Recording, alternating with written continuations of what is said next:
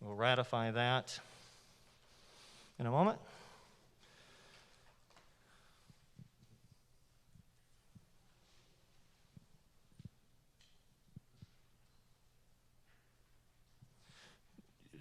For everyone, it starts off with public comment and then moves on into the presentation.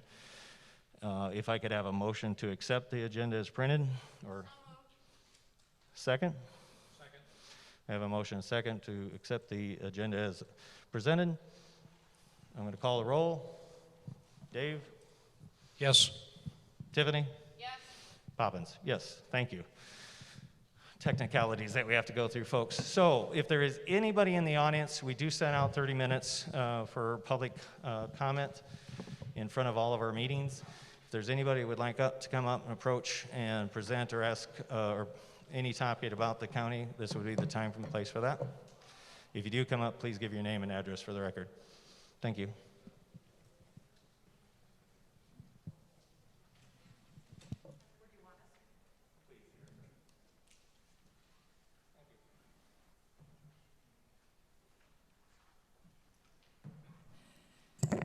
My name is Betty Otten, 46787 273rd Street T, South Dakota.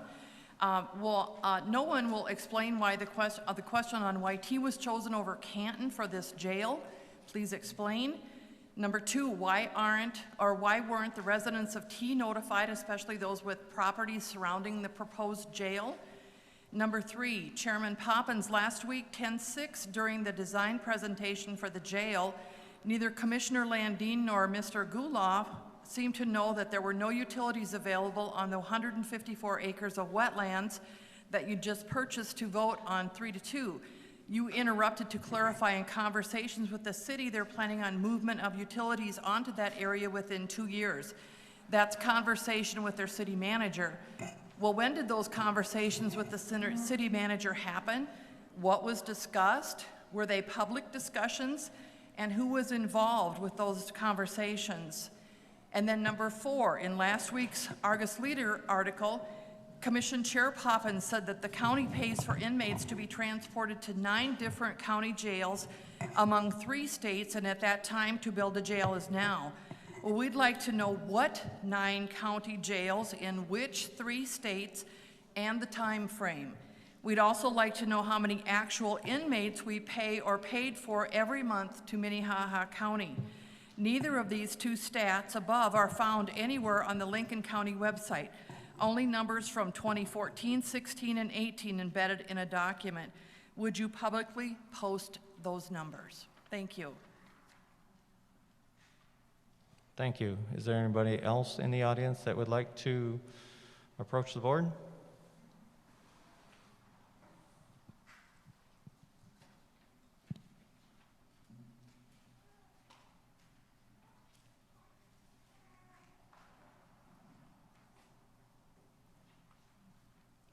My name is Douglas Putnam from T, South Dakota, and I was wondering about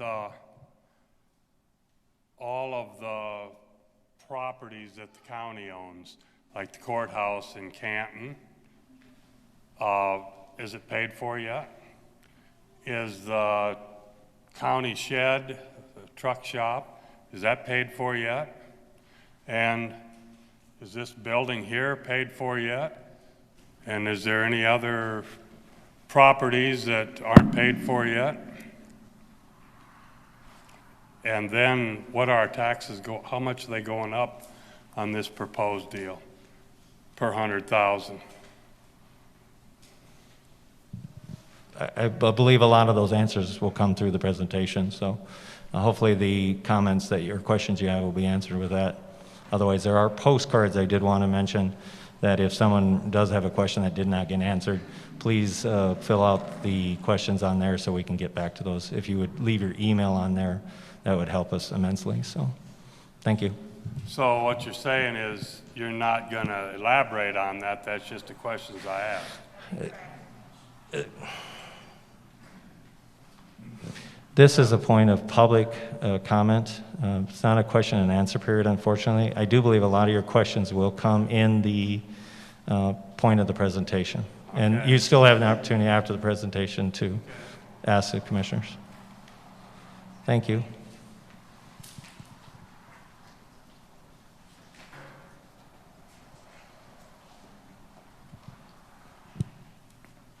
Good evening.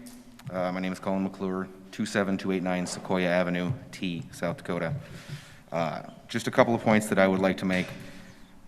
I've noticed through the outline that was presented on the chairs that February 18th of this year, there was a motion passed to have 4 public meetings regarding this. Then the month later, those were postponed and then followed up in July. Another motion to make it expedient and just begin moving forward.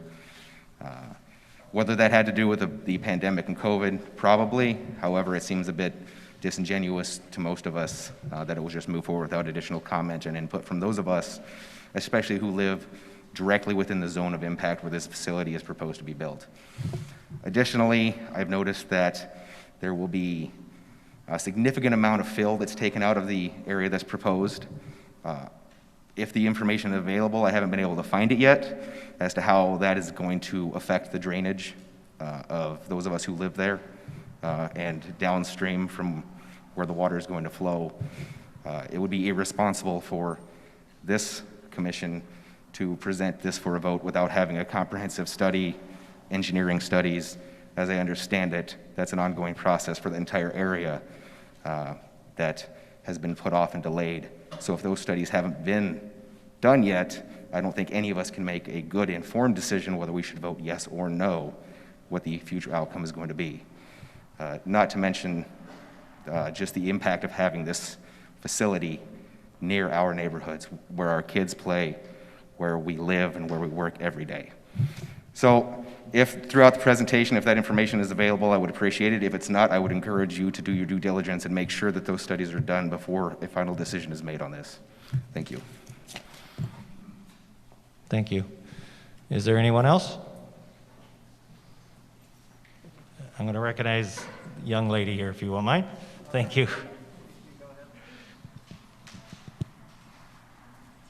Hi, my name is Linda Simmonsma, and I live at 47004 Rose Circle.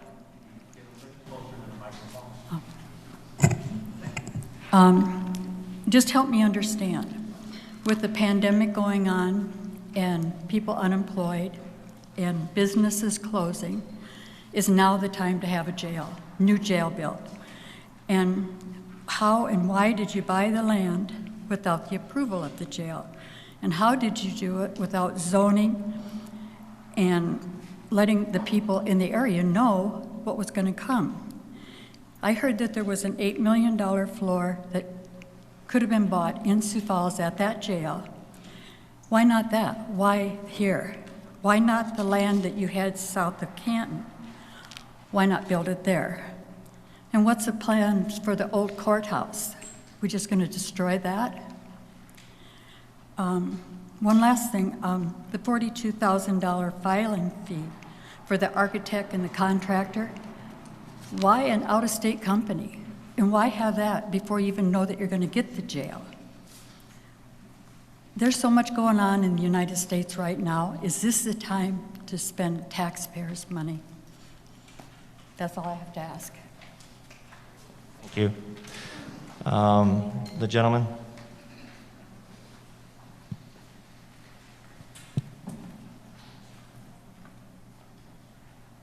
Which microphone? Either one. Okay.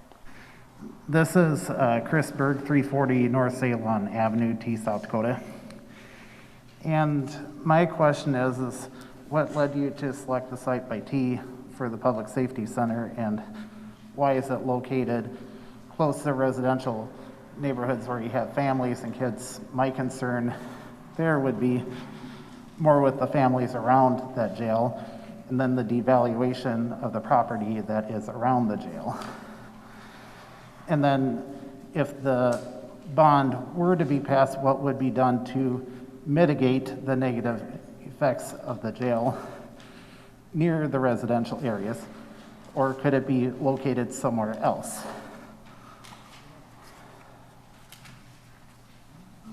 Thank you.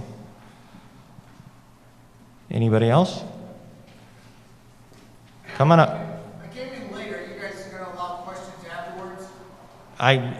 Our agenda is printed, but we're always available for questions. I mean, as a forum afterwards. I can't answer that for the board.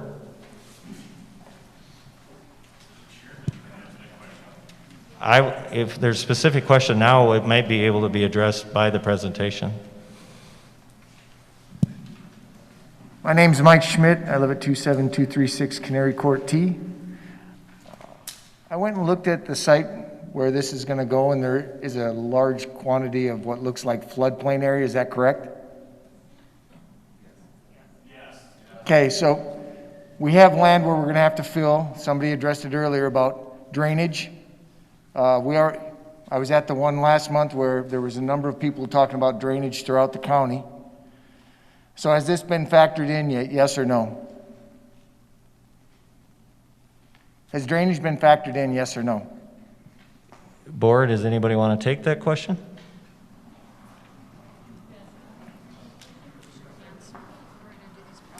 We're going to do this presentation. It will be open. I am going to stick around for questions specific like this if they're not been answered. The board is not answering at this point in time, but I'm going to stick around, and I'm glad to answer that personally, but not as the... Will it be official answers, or will it be just one-on-one type thing? Well, I can't speak for the whole board. I can speak for myself. So if I speak So here... it won't be official?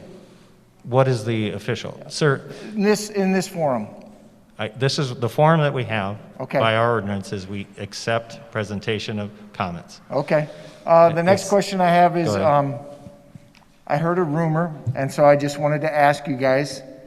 I was told that one or more of the board members have money invested in the land that was bought and then sold back to the county. Is this true, yes or no? I would ask that you go to the person that has been suspected of having that and ask that one personally. I think that's a personal question. Yes or no? Does any member on this board have money invested in this project?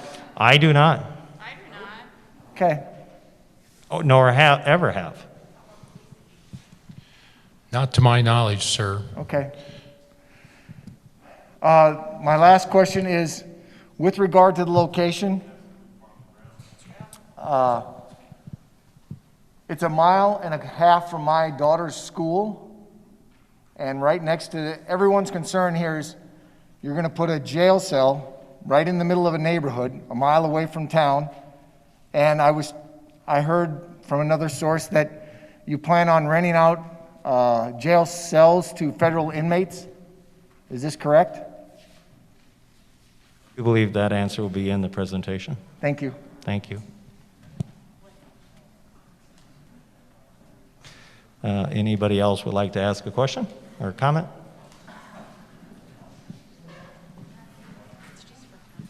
It's just for comment, yes. Thank you.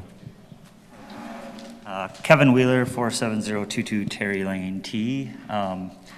Maybe just a comment and question here. I know on the meeting on August 25th, you guys tabled the decision to purchase the land and then immediately voted to purchase it because they were going to sell it or do something else with it. Mr. Lemmy wasn't going to hold it for you guys forever, but there was some discussion there about him wanting money for the dirt, I thought, that was on this lot as well. And so we're not making that public knowledge right now, and I believe he was saying the tune of $5 or $7 a ton, in which there was like another $1 million worth of dirt there that's not being brought up. There's a 4-way intersection that needs to be built and paved there to the tune of who knows how many millions, plus about 3 miles of road. So just want some clarification on who's covering all of that. So that's all. Thank you. Anyone else?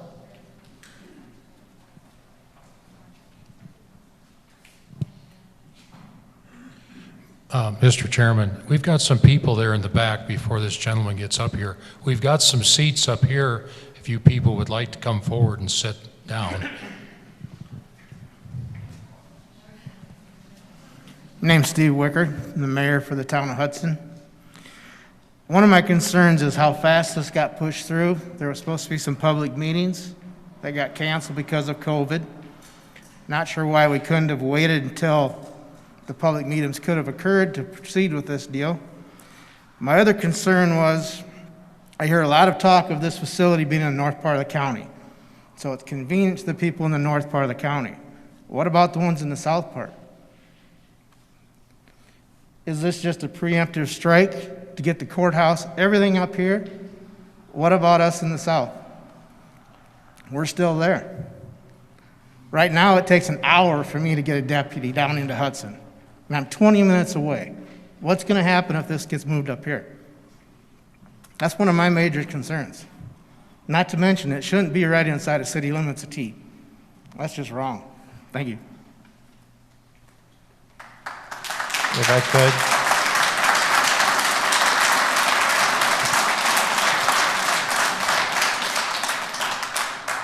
Thank you, everyone. Is there the next person who'd like to come up?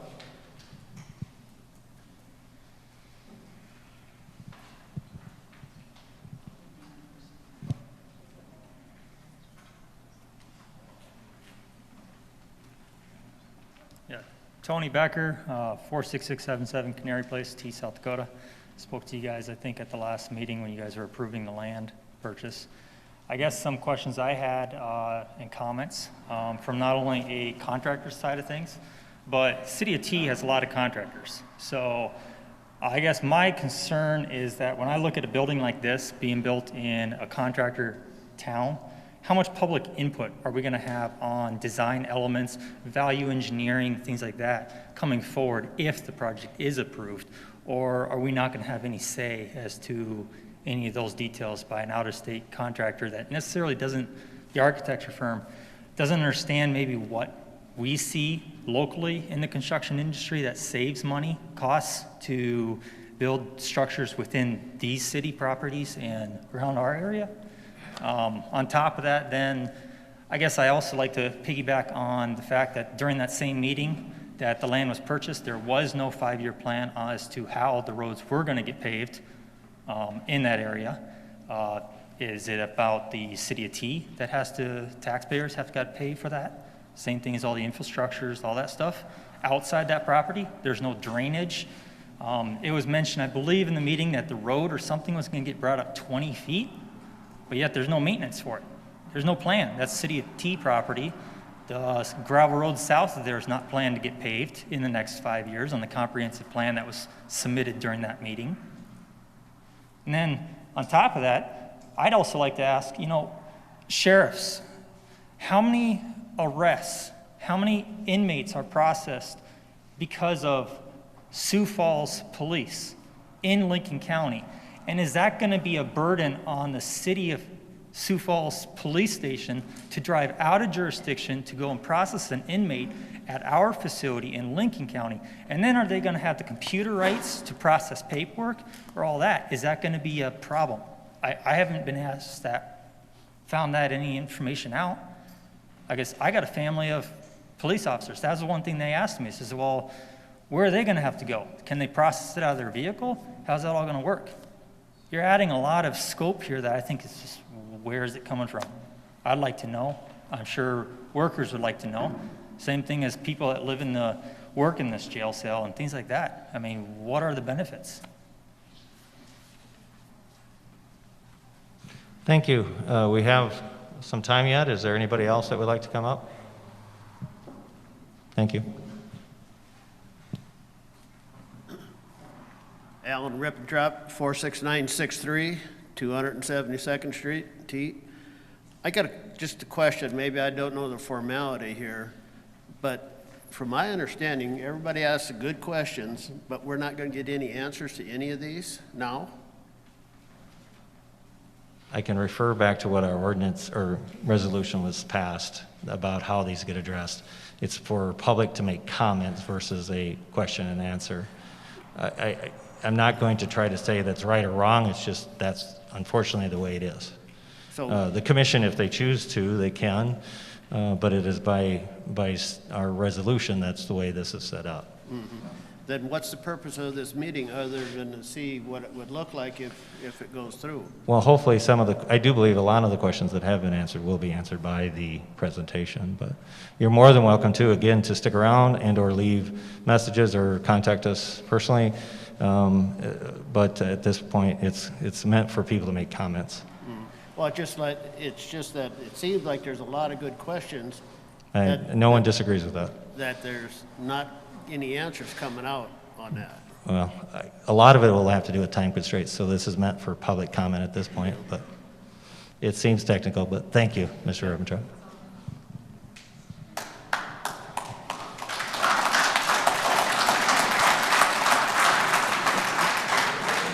To that point, I would encourage you to talk to your commissioners to say change the resolution as it sits, but thank you. Kevin Wheeler, T again, sorry, I forgot one other, I didn't see it on the agenda, this might be a question you can answer, but are you gonna cover engineering or site plan engineering as far as soil condition and stuff tonight in this presentation? Because it is a slough, so anything as far as, have we done any engineering work for footings and things like that, or are we building the moat around it, or will that be covered? I think it's the moat is the answer. The moat? Yes. Moats and boats, all right. Moats and boats. Okay. Thank you. Anyone else?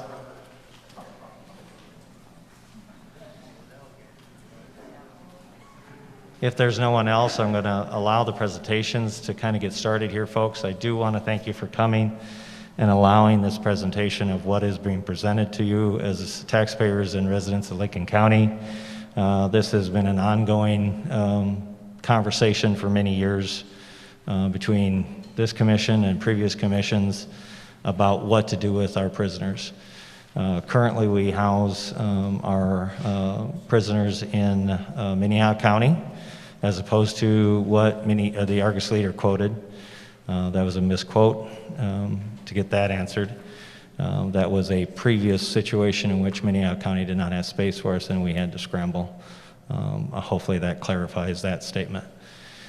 What we'll hopefully be able to see in front of us are cost projections, appearance projections, ideas, what this impact will be tax-wise.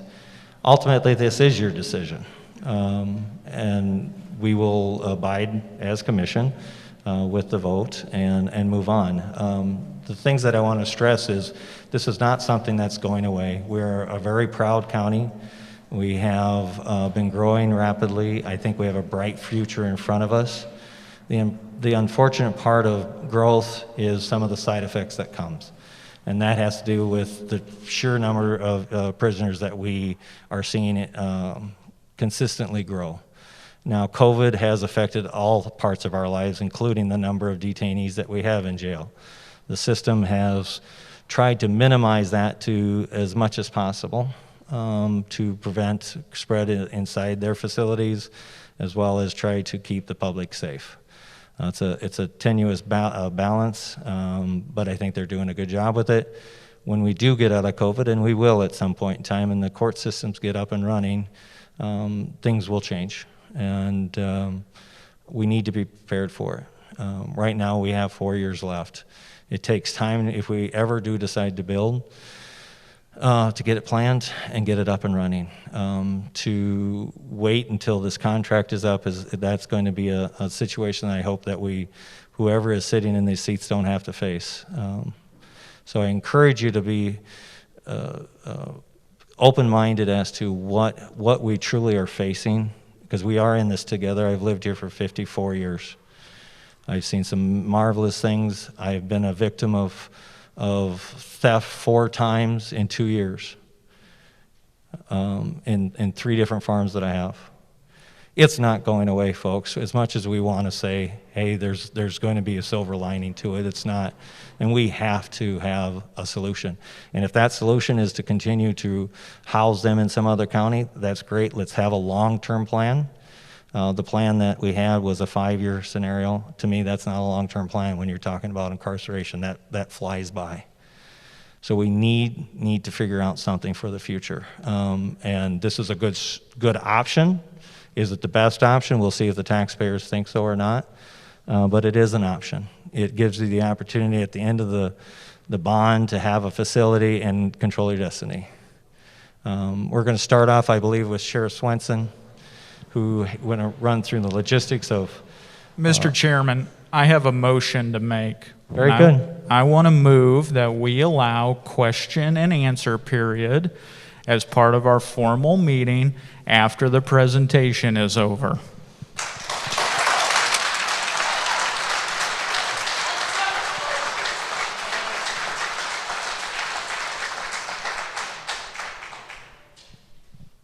I'm going to point of order. It's not on our agenda. And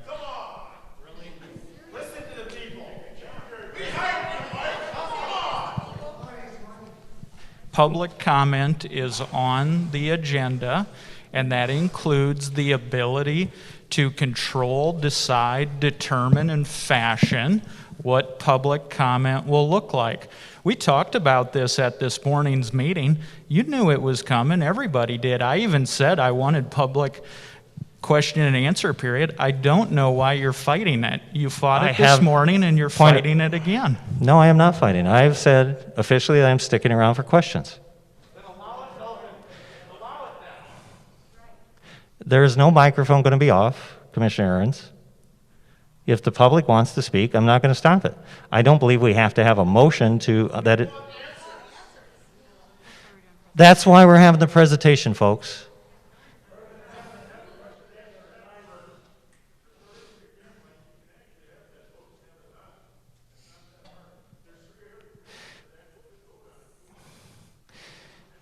Is it on our agenda, Commissioner Ahrens, for a motion? Yes. And clarify on our agenda how that is. It's a technicality, thank you, but clarify it versus us just saying here and answering questions. Because otherwise it's grandstanding on your part. I'm not leaving here, folks. Mr. Chairman, there's no need to call names. I don't think that's calling names. You are calling me a grandstander. Stay away from personal attacks. I encourage you to do the same. All I've asked for is public comment period. And we're having public comment. I've asked for a question and answer period as well. And now See, you're folks, arguing. this is where the problem comes in. I've said I'm going to stay. I am staying. I will gladly answer any questions. I can't, by dictate to my other commissioners what they do or don't do.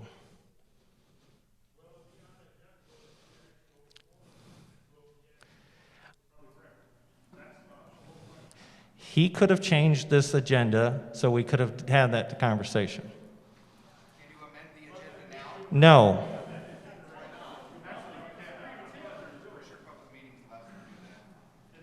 It was not published as such.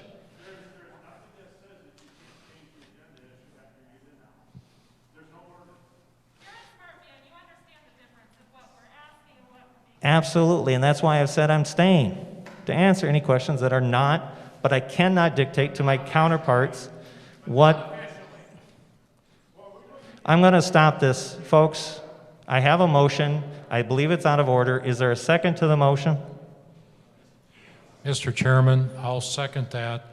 I just want to add a little bit to that. Tony, you got up and spoke. Alan, you spoke. I know a lot of you. Steve, I could answer some of those questions, but our criteria, we were trying to keep it moving along. I can answer some of those questions. It's just that, we thought, well, we'll wait till the end of the meeting. And I think, Mr. Chairman, I've got criteria in front of me right now where I can answer some of them. Hopefully it's not too off base, but I've been on for almost 12 years on the commission, and I got a fairly good background of it, so plus years in the sheriff's office. So anyway, I'll second that. We have a motion and a second, but I am going to go to council. Folks, this is unfortunately part of government as well. Is this on our agenda and can be discussed? Claire, it allow us to make a decision. I cannot believe that we're having to have this, folks, because I've offered to stay. But we're going to take your time and the presenter's time to answer this question.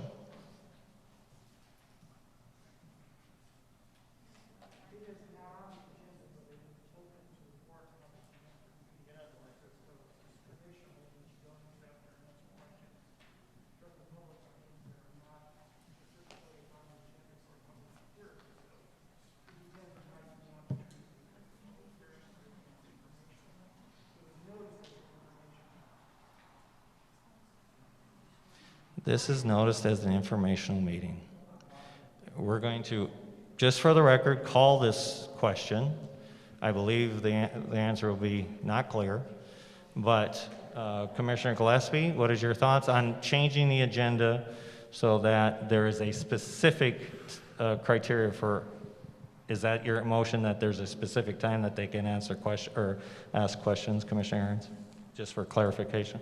Yes, there will be a question and answer period after the presentations are done, and it'll be a part of the formal official meeting. All right, Commissioner Gillespie? Yes, I support that. We don't want people coming and driving here and then wasting their time tonight. We want to satisfy them as far as questions.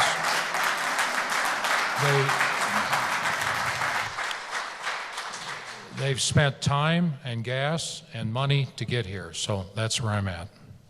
Commissioner Aaron's? Yes. Commissioner Landine? I'm going to vote no, and the only reason I'm voting no really is because we've got 3 presenters here who I think are more than capable of answering everything that you folks brought up in public comment tonight. So I don't see the need. Now, there may be some follow-up questions. You've all been given cards. My suggestion, and the reason you were given cards, was to throw your email address on those cards, put your question on those cards, put your email on the card just if you want to be on the list. We can go through them, we can summarize the answers, and email it out to everybody so everybody has the same answer. And that's just in the way of efficiency, so we're not here until 4 in the morning. I want everybody's questions to be answered. I know that Commissioner Poppins, Commissioner Aaron's, Commissioner Gillespie, we all want everybody's questions answered. There's no doubt about that. But this isn't the, I shouldn't say this isn't the time and place. We're just trying to get this out, get the information out. The presenters are going to address the vast majority of the things that you have brought up during public comment. So I'm voting no at this point. I too will be voting no, so it does not pass. But on the record, I am sticking around, and will answer any questions within an appropriate amount of time. We do need to get going so these presenters can get through their information. Hopefully that answers all the questions, or as many as possible. Sheriff Swenson, would you like to get us started? Thank you all.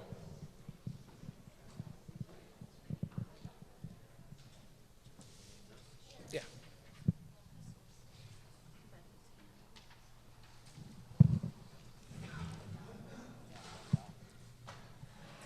Okay, I put together a slideshow and updated a little bit on information that I was requested when I first took office to provide the county commission on our inmate situation in Lincoln County. So I'm going to go through this. One of the slides that's not on there, a question was asked. The current counties that we have contracts with are Minnehaha County, Noble, Sioux, Charles Mix, Pipestone, Lyon, Union, Clay, and Yankton. Since October of last year, Minnehaha County's expansion has opened. It partially opened back then, and now it's fully open today. So we have 53 inmates in there today that Lincoln County is paying for, 67 total inmates, and that number will drop to 38 some days and be up to 65 some days. So it really varies depending on what's going on. So these numbers are all averages, and most of this work was done by Garnos, who does jail studies and has been doing jail studies for Lincoln County for several years, along with Minnehaha County uses them, and they're out of Missouri. So this is where I've gotten most of my information.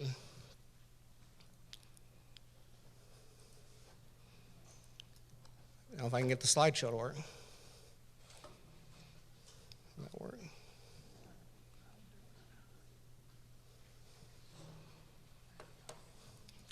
Okay, there we go. Is it clicking? All right. Prisoner day increases. This is from 2014 to 2019, and these are summary numbers. The initial presentation I put on back prior to COVID, I had some percentages in here that the math was wrong, so those have been fixed. So from 2014 to 2019, our prisoner day increased by 121%. That's from 7,544 days that we paid for. So if there's 50 inmates today, and 55 minutes a day. It's just the total of basically rooms we rented for the year. So 2019 was 16,668. The felony filings in the state's attorney's office have increased from 2013 to 2018 by 145%.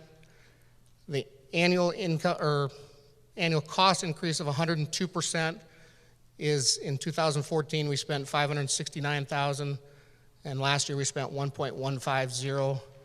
Now these numbers do not include transport or manpower. That it's just what we paid in rent. Annual booking increased from 1,481 to 2,214, and that's the number of people that were booked into our system, and I'll show you the breakdown of that. This thing's not very, doesn't work. There you go. Better, thank you.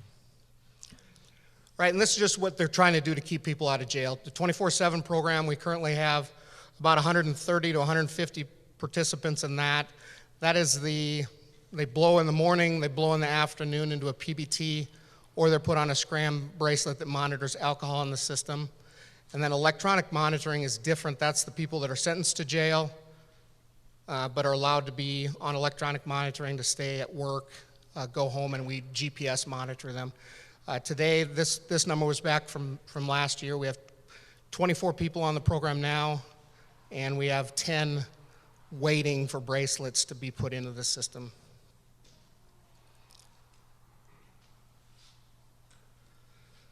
Okay, the financial impact. Over the last 3 years, 2017 to 2019, our average daily per diem, that's what we pay per inmate per day, was $68.47. Now that ranged from the $97.34 we pay in Minnehaha County to the $55 we paid in Nobles County, for instance. So we were moving the inmates to these other facilities because Minnehaha County was, when the work release center burned, they ran out of space, and then we had to find these other facilities. And I didn't actually, Dennis Johnson had set that up prior to me arriving there. So today, 53 inmates times $97.34 is what we're paying today, but the average is $4,903 a day. I did change these projections with the new Garnos information. Somebody asked me for a 30-year number, so I reached back out to Garnos, and the next slide will show that. But in 2023, we're projected to pay $2.33 million, and then in 2036, $5.7 million annually. And here's that slide, and I can't read it on here. So it's projected in 30 years it will pay, I want to say it says $182 million, if we do nothing but rent. Now, one of the misconceptions are that we were offered to build a floor in Minnehaha County. That is not true, and my understanding, talking to Sheriff Milstead, is it's not even legal, because we cannot bond for a project out of our county. Now, that's just the information I've been given on that, because that question has come up. We were not offered a floor for any amount of money. It was discussed, but not a possibility, is the way I understand it. So the issue isn't going to be in 5 years, and honestly, I don't think it's going to be in 10 years where where Lincoln County is going to be in trouble. When Minnehaha County fills up, and they will, they're either going to have to add on, or we're going to have to find someplace else to go. And Yankton County is full, Clay County is full. We can no longer house inmates out of state. So those 4 or 5 jails are gone. So those are the problems that we're going to hit in the future. Are we going to be okay for the next 5 years? Absolutely, but at what cost? And that's what this number here shows is, and I can't see the projected numbers because it's too small. Hopefully you can see them on there. Okay. Now, another question came up to me is about how many people are booked in and by who. So I had our jail staff do the numbers on this. There's some differences in numbers, so I want to point that out right away. You'll see in 2019, this slide shows 1,990 bookings.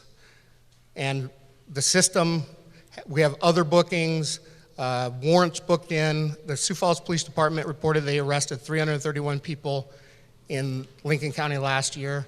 But if they arrest a Lincoln County inmate or a Lincoln County person with a warrant out of Lincoln County, the jail actually records the arrest. So it skews that number a little bit. My mouth is super dry.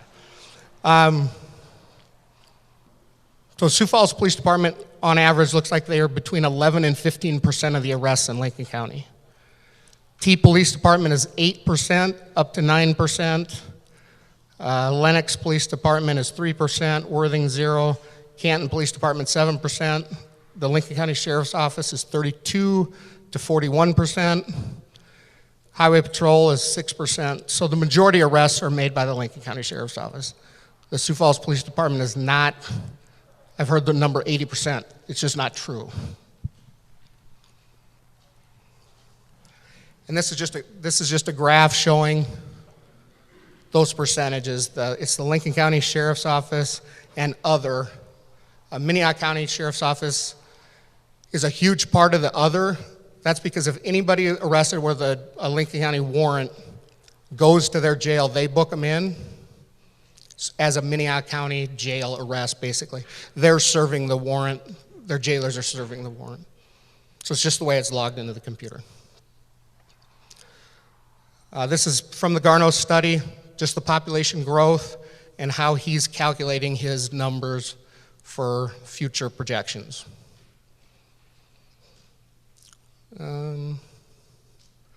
This is just the increase that we're spending, and this year it'll be, I'm going to estimate about $1.8 million. And again, this is just rental beds. This is not transportation costs or staffing costs.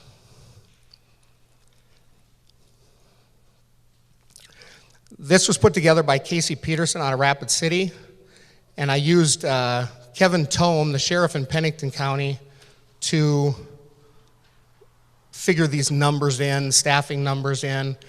Now he uses direct supervision in Pennington County. That's where the staff is actually with the inmates in the pod. During the research of this, I found that that's really kind of going by the wayside because there's a much cheaper way to staff using indirect supervision, and the architects will show you what that looks like. There's a guard standing in a pod, secured pod, and can oversee all the inmates with one and then a rover two. So the staffing will actually be considerably less than this, and they'll go over that on how that model works. This is also from the Casey Peterson study. Now, to clarify, this number of $12.78, that's at full capacity with other inmates. Commissioner Ahrens had reached out to a Turner County, or a Turner County reached out to him. That commissioner called me on, they would like 10 beds at a facility if built.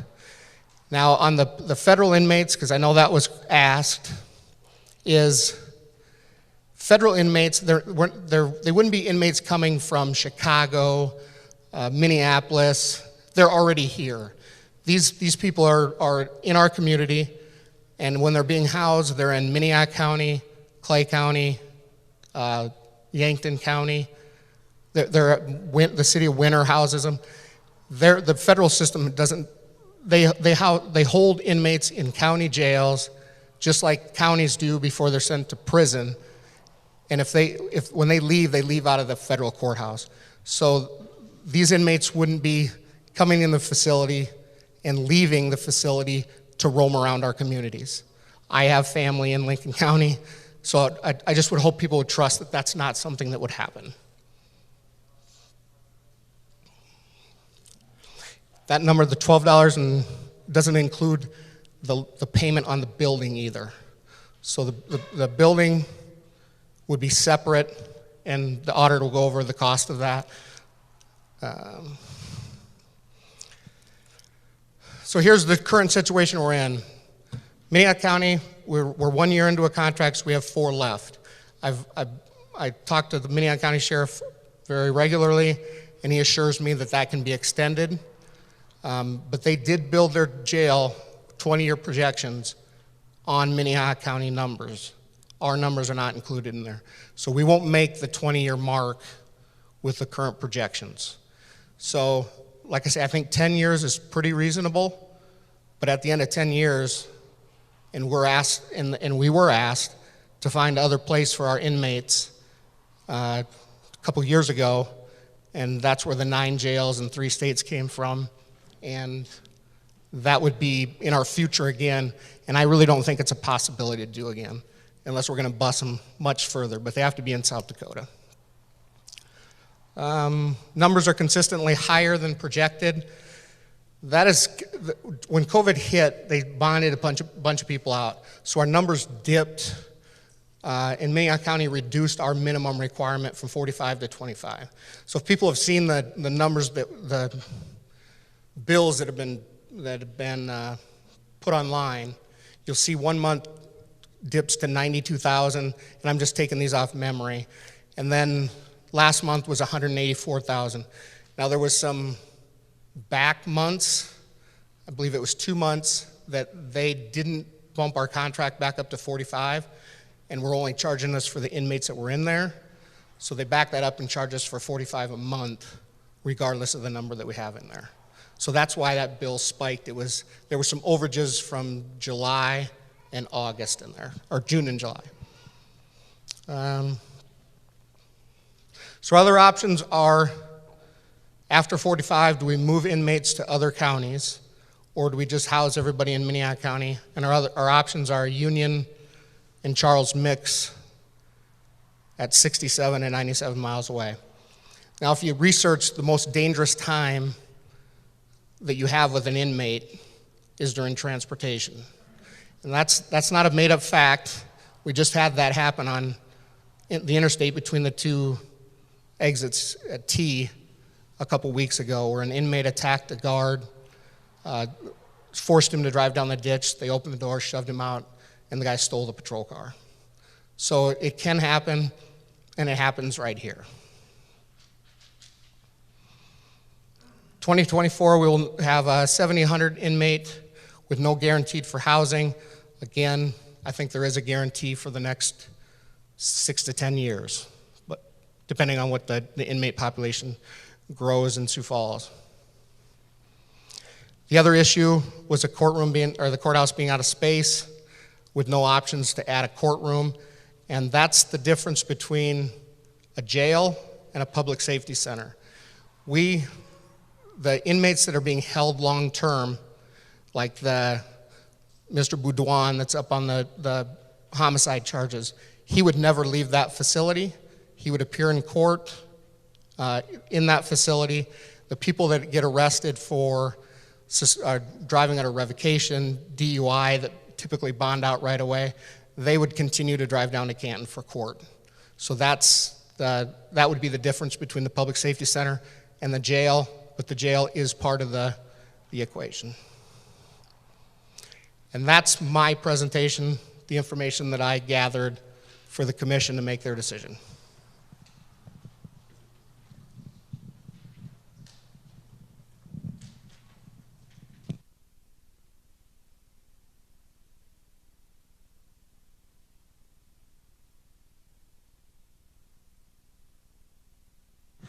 Thank you, Sheriff. I think it gives us a basis for a lot of questions. There still are going to be some out there for afterwards. Which take us to our auditor. I think we'll go through some of the numbers, which is, again, a lot of the questions. So here's a microphone if you like. And just so you know, I'm going out to the audience so I can see the presentation as well as all of you. Thank you.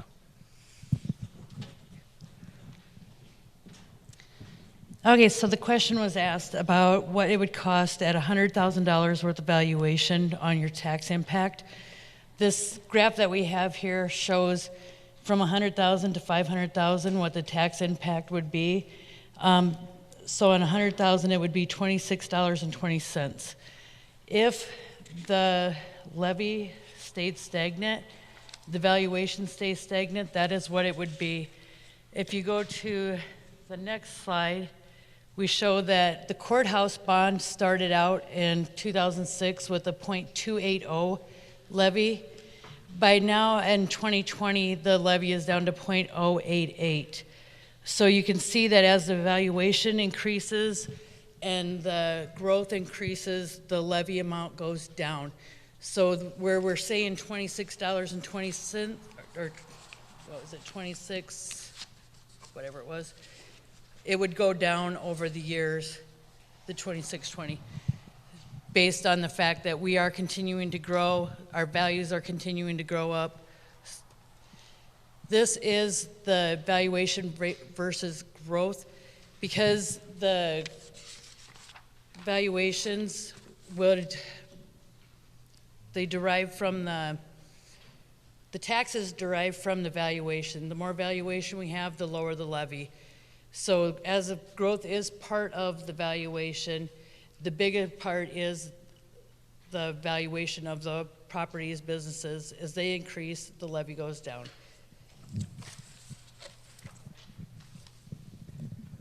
That's all I have.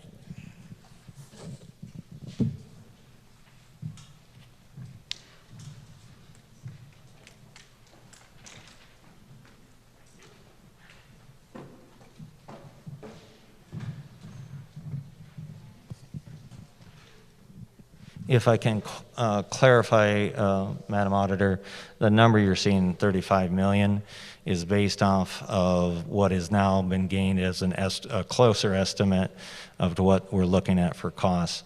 The initial bond request was 50 million before we had the opportunity to hire an architect to know for sure what we were looking at for our needs. In their presentation, you're going to, I think, hear that their projections are actually 32 to 34 on the safe side. She has placed 35 million. Is that correct? Yes. Thank you. Doug, where are you? Are you ready? We'll turn it over to you guys if you're ready at this point. You're going to have a presentation from the architects at this time to show you the concepts, answer some of the site location or design and building design. And gentlemen, just so everyone knows, about how long do you think this might take? All right, very good. If everyone could keep any side noises down so everyone can hear properly, that would be appreciated. Thank you.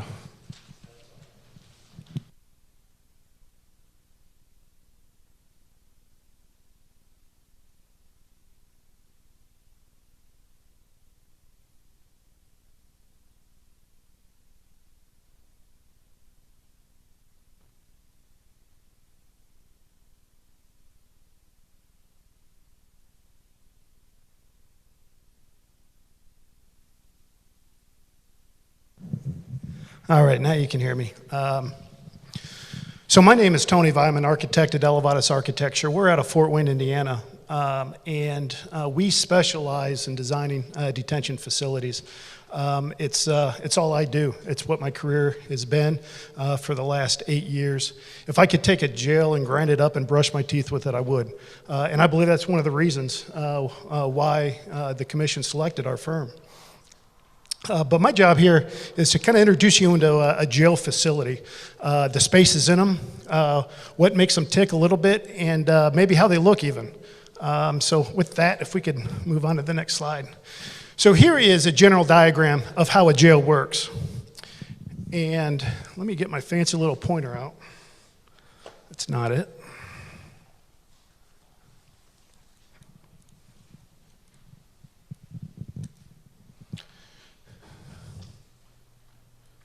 Oh, you can't hardly see that, but I'll do my best here. So I broken down and diagrammed a jail for you here, and we'll start on the top side here. A public entry here in a facility like this would typically have an x-ray machine, a metal scanner, a sheriff's officer to screen for safety and security. As part of this project's program, we have a treasurer's office substation. That really doesn't help the jail function, but it is a convenience for the people on the northern side of the county. Part of this facility will include a court with the ability to easily add on future courts if that's needed. Every jail typically has a sheriff's administration. That's important, and that is we try to seclude this a bit from the jail space because this can be built out of metal studs and gypboard. Pretty inexpensive and efficient way to build a building. But as we get down into these green spaces, these are the detention spaces. We have the intake area.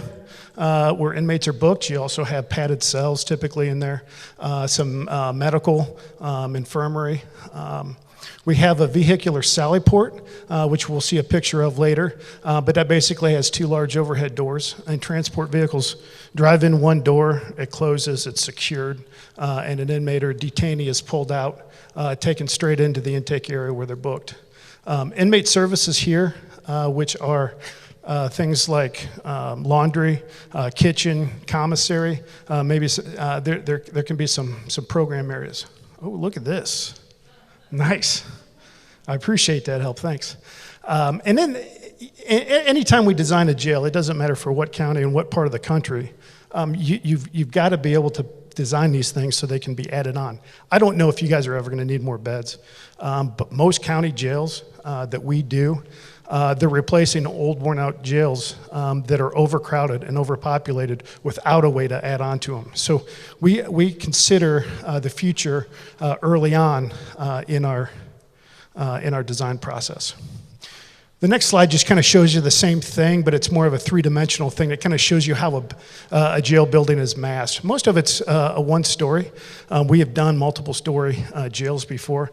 They're expensive, they're hard to run, and on this site, it's not needed. So I want to introduce you to this. Anybody ever play with one of these as a kid or ever seen these? Am I the only one? Yeah. So this helps me illustrate the 80-20 rule that is defined really in the ACA, which is kind of the go-to standards for designing detention facilities. And what that says is you might have, for easy math, we'll say 100 beds, but your really operating capacity is 80. So it's 80% of your overall beds is your operating capacity. And the reason why is the same reason why there's a missing tile out of this puzzle. You've got to be able to slide those tiles around in that puzzle. Same thing in a jail. As inmates are brought in, detainees are brought in, and they're classified, you've got to have the ability to shift different classifications around to meet the population demands of the jail. And it's really an important operating characteristic for the jail staff. So that's important to remember. So when you hear maybe 200 beds, remember that it's 160 usable beds to the sheriff. So we're going to go into some pictures of some typical jail spaces that you'd see, that you can expect to see in a jail. The picture on the right is a typical kind of a small security screening space that would be in that main entrance. The picture on the left is the public lobby for a jail. Not a big space, but it's the front door. It's what the public sees. It's what they experience when they come in. Next slide, please. This particular jail will include a court. This is a picture of a court that we've done. You'll notice that it's very court feeling, but it's not overly elaborate. We're not building Taj Mahals here. This is an intake area. You'll notice that the operating center, which is known as the bookend desk or the booking desk, low walls. They're built up a little bit taller in strategic places to protect computer screens and that sort of thing. But everything's left low for good sight lines. It's important, good sight lines, because down here are holding cells. Those can be for new detainees brought in, or they could be for troubled inmates or protective custody, padded cells that need to be watched continuously. Next slide, please. So this is that vehicular sally port. And when I took this picture, my back was to the other door, but on the other side, there's another door just like this. So the operation is one door opens, and in a sally port, in a jail, all of these doors are interlocked. So if there's one door open, it is impossible for any other door to be unlocked and opened unless the control officer goes through a whole lot of hoops and red screens and buttons to make that happen. But that's all part of the safety and security of the jail. So I want to take a second. I'm not going to go into a lot of detail about all the different parts that I talked about, but one that we do know about is the general housing pod. And I'm not sure, it looks like that's kind of hard to read. But in this housing pod, this is a housing pod for another county jail that we designed. It's roughly 200 beds. But what you see in all of these sort of pie-shaped areas, those are housing pods, or those are cell blocks. And each one of those is a classification. So it could be a male, it could be a female, it could be pre-trial, post-trial. But the reason why they're at these odd angles is back in the day, we used to put control officers, one officer in each day room. That's called direct supervision. And although that's got a lot of advantages in running a jail, the big disadvantage is it's very, very expensive on a county because those are full-time positions that have to be staffed. And every full-time position in a jail means you've got to hire 5 to 7 officers because, one, they're not going to work 24/7.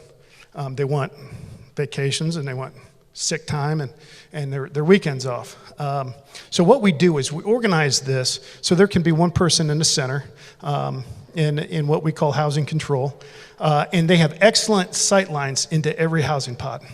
And that's one way, when we talk about designing and building efficient jails, it's not just with the bricks and mortar and the pipes and the ductwork, but it's also efficiency in staff. Because bricks and mortar, you'll pay off. The staff that you have to pay to run this jail is forever. So this is one example of how we design efficient jails from an operating standpoint. Next slide, please. So this is a shot in this particular jail. This is an elevated housing control. And you see the outside, or the glass here, and that's tight by design. It provides actually better sight lines when the officer is sitting here. And then if you look through that glass, you'll see the day room glass on the other side. So that's an idea what that looks like. In this particular jail, it's elevated on the second floor. It really maximizes views. But there's advantages of elevated control towers and advantages of them to have them just on a raised platform on the first floor. Next slide, please. So I wanted to show you some shots of what a housing day room looks like. So there's 10 of them in this pinwheel, so we would say that's 10 classifications. Next slide, please. And this is what it looks like. Along the back, we have cells. It's double tiered. That's an efficiency. And although it looks tight in here, there's actually a little bit of space at my back. But the size of this is controlled by humanitarian guidelines outlined in ACA. So this is an efficient use, even though it's of a certain size. We really strive to hit the square footage that we have to for the number of inmates in these to a T. Next slide, please. And the cells we use today, back in the day, a lot of precast concrete or CMU. Today we like to do the cells out of prefabricated steel modular cells. And there's a couple manufacturers in the country, but this is what it is. It's basically a box. They're prefabricated in a factory. Everything in here is put in a factory: the beds, the toilet, the sprinkler head, the camera, the light, everything. And then it's wrapped up, put on a truck, shipped here, and then they stack them like Legos. It's an efficiency in the construction schedules. And it's also a security and safety thing because these are built very well and there's very little nooks and crannies to hide contraband. Next slide, please. So one thing I want to talk about is, this is, of course, a housing pod we've been talking about. But one of these pies is not actually a day room, it's a recreation yard. And this is actually an outdoor rec. And you can say, wait a minute, it's inside the building. How is it outdoor rec? Well, on the outside of this building here, in this exterior wall, there's a coiling overhead door. It's up high, and it's secured with bars and insect screens. But you can roll that up, put inmates in, and technically that's their outdoor rec. And what this is a modern day way to eliminate the outdoor recs. So what you don't get in a modern day jail is the outdoor rec yards, the guys in jumpsuits playing basketball and lifting weights around chain link fence. That doesn't happen in modern day county jails. And if you go to the next slide, and this is an example of an outdoor rec. And you can see they raise that coiling overhead door. They do that remotely. That lets in fresh air, it lets in the light, and the inmate gets their hour of rec every day. And another component in a modern day jail is the sort of hallway. It's a very narrow hallway, but we call this a rear chase. And what happens is these inmates, sometimes they get bored, and one of their favorite things to do is clog their toilet, flush it a bunch of times, and flood their cell. So back in the day, a maintenance guy would have to walk in there, take a bunch of tools, and take the toilet off, fix it, put it back up. With this exterior, this what we call a rear chase, that maintenance person can take his tool cart into the rear chase, address the problem, and he never has to take a tool that he's got to worry about inventorying into the secured perimeter, into the cell block. And if you go to the next slide, there's a picture of that. Pretty tight, but effective. And this is a safety security measure. Some technology that we find in modern day jails. The picture on the right shows would be in a public lobby. This is called video visitation. No more is there the glass and two people are talking on the phone. It's certainly an option if the sheriff likes that. But what we find more and more is in a day room, there is a device that looks just like this. And the inmate can be on that side. And then out in the public lobby, there's this space.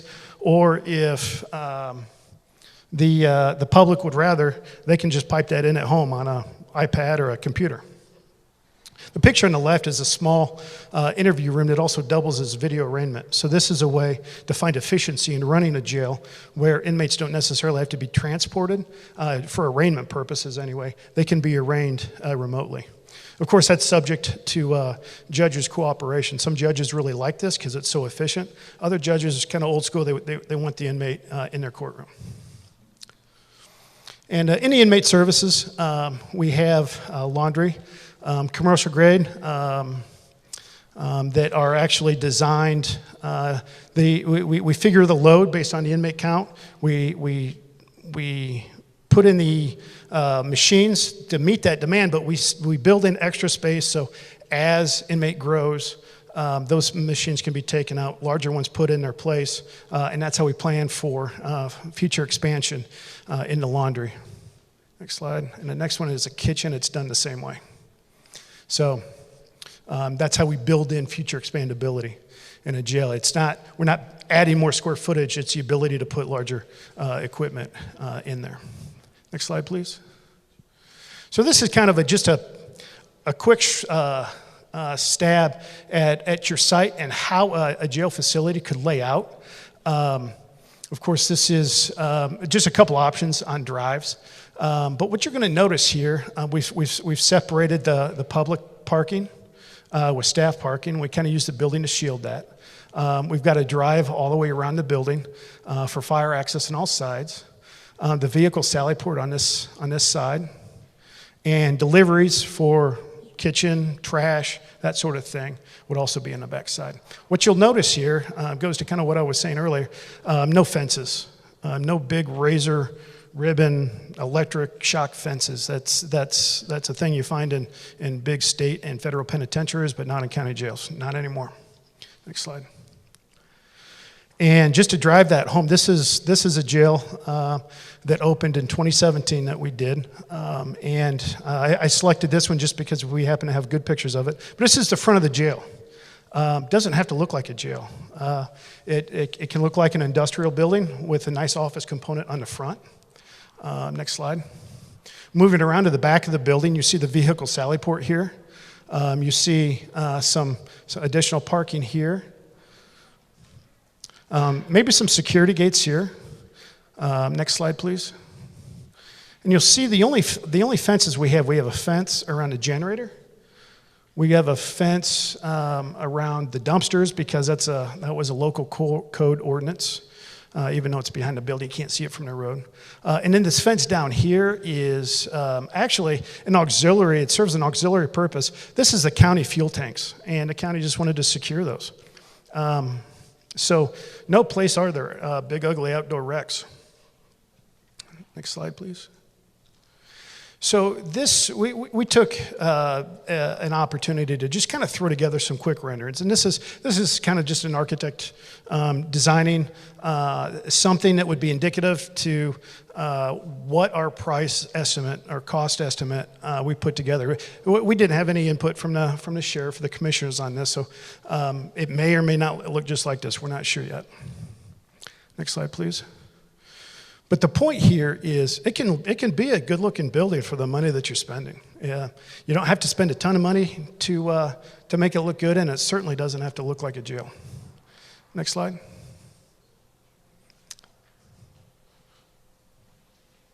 Next slide. Very approachable. This would be the public entrance here, side exit for the court building. Next slide. Yep.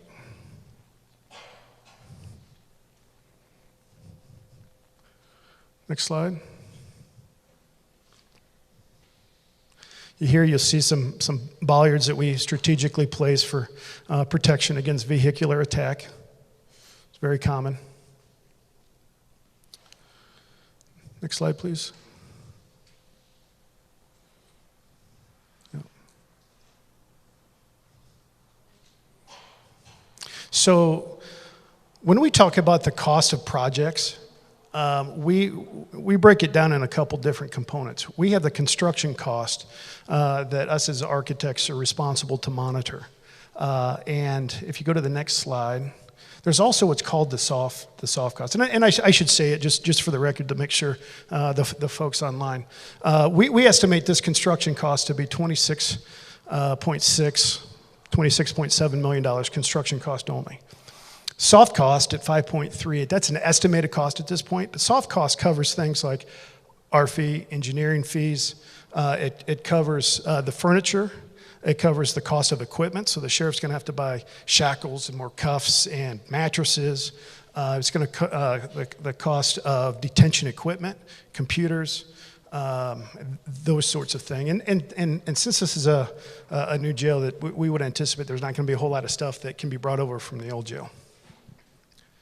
For what we anticipate roughly, I mean, if you do the math, I think it comes out to just a few $1,000s higher, but about $32 million total project cost is what we anticipate now. And what I want to stress here, take the time to stress here, is our construction cost at $26.7 million.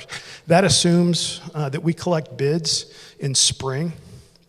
And what is important to understand is it's not just this county that's considering building jails, but it's happening all across the country. And the cost to get a detention equipment is going through the roof right now. And where I'm going with this is inflation for detention facilities is about $100,000 a month. So every month you delay building this, the cost of this project goes up about $100,000.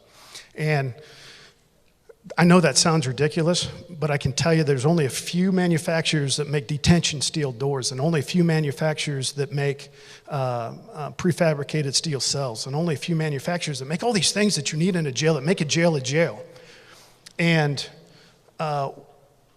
what you can't assume that you're just going to get the fair rate, because I can tell you just in Indiana, we've got Wayne County, which is 3,500 bed in Detroit, Marion County with 3,000 bed jail in Indianapolis. Those are just two in the Midwest that are really sucking the industry really right now. So the cost to build a jail is really, really high, and it's been high, and it's just going up and up. So just keep that in mind, that the cost of the inflation in detention facilities is really, really shooting up right now. Next slide, please. So if we look at this, and this is very rough for us, and I think that there's more accurate numbers been presented, but annual bond payment by our rough calculators, and we're architects, we're not bond writers or accountants or financial advisors, but that bond payment's probably going to be in roughly $1.8 million. And we already know, if you go to the next slide, that the rent payment, so to send inmates out to other county jails, we anticipate in the following years going to touch that $2 million number. So I know there's a lot more that goes into these numbers. These are very rough and very preliminary. But I just wanted to point that out. If you go to the next slide. So with this, we believe that there's going to be a financial savings at this very rough level, but I think we all know that there's more that goes into these numbers. Now there was a couple comments that I'd like to address earlier. There was a lot of concern about the civil design and the drainage. And although we haven't had a topo survey done, we haven't done those engineering things, I want to rest assured, not only does civil engineer pay close attention to that, but every municipality that I've worked in, there is a formal drainage review process, and I'm not exactly sure how that happens in this county, but it's just not the engineers. Nobody takes the engineer's word for it and says, we're going to build it this way. Local participation in bidding, and I'm really glad this point was made. Depending on the construction delivery method, and what I mean by that is how's this going to get built, we haven't decided on that. The commissioners, that's a whole nother probably 45-minute hour conversation. But there are ways that we can build into the way this project's bid is to make sure that we can include fair opportunities for local participation. So if there's a local mechanical contractor, local electrical contractor, painter, drywaller, those sorts of things, we definitely want to get the local community, the local contractors that have a really good shot at winning this work, because we want that money to stay local. And soil boring. So we haven't seen any soil borings yet, but that is part of an early process we'll do before we start designing the foundations. So to my knowledge, those haven't been done from an engineering standpoint, but certainly the due diligence we do as we get into the real design. And I believe that's all I have.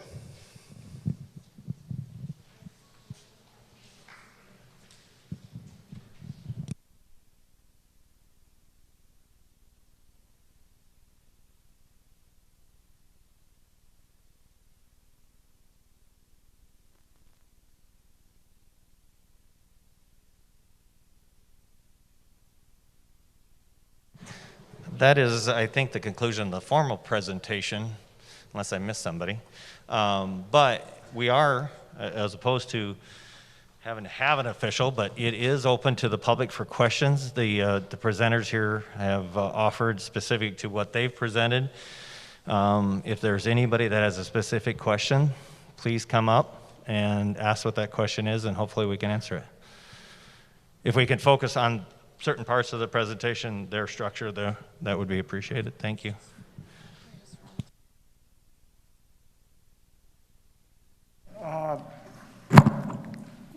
What edition of the IBC and the IFC are you using for this?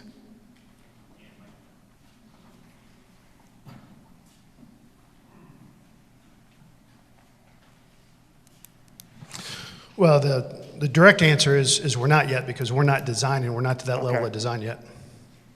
So depending on what you find in the code, these numbers could go up or down? The square footage numbers? Not the square footage, but just what's required. I wouldn't anticipate the construction costs to go up or down. I mean, in there we've got all of the typical, the fire protection, the fire alarms, the life-saving, the egress width, the number of doors out. So I wouldn't anticipate our construction costs to be affected by a code study or code review. Okay, thank you. And if you could put your name and address just way out for the record. I'm addressing 9 Mile Creek, which you're building it right basically on it. Has there been any mention of 9 Mile Creek on this whole project? It has been mentioned. I don't know a tremendous about 9 Mile Creek, but we are north of that. This building is going to be, well, the way we've kind of studied it to this point, sort of in the upper quadrant of that property, which clears 9 Mile Creek, from what I can tell. I mean, it's setting up and over, but it's still going to impact 9 Mile Creek. There is a study on that, and who's here? Let me answer this. Yeah.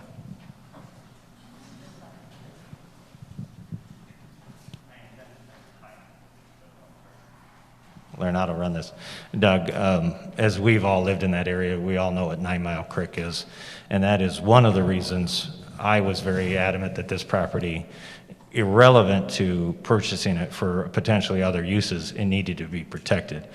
We're in the midst of trying to contract with Wink Associates, who have been our consultants. This is not an official action by any means by the board yet. They're trying to come with us with a study, a presentation to tell us how we improve this to better the drainage control in there.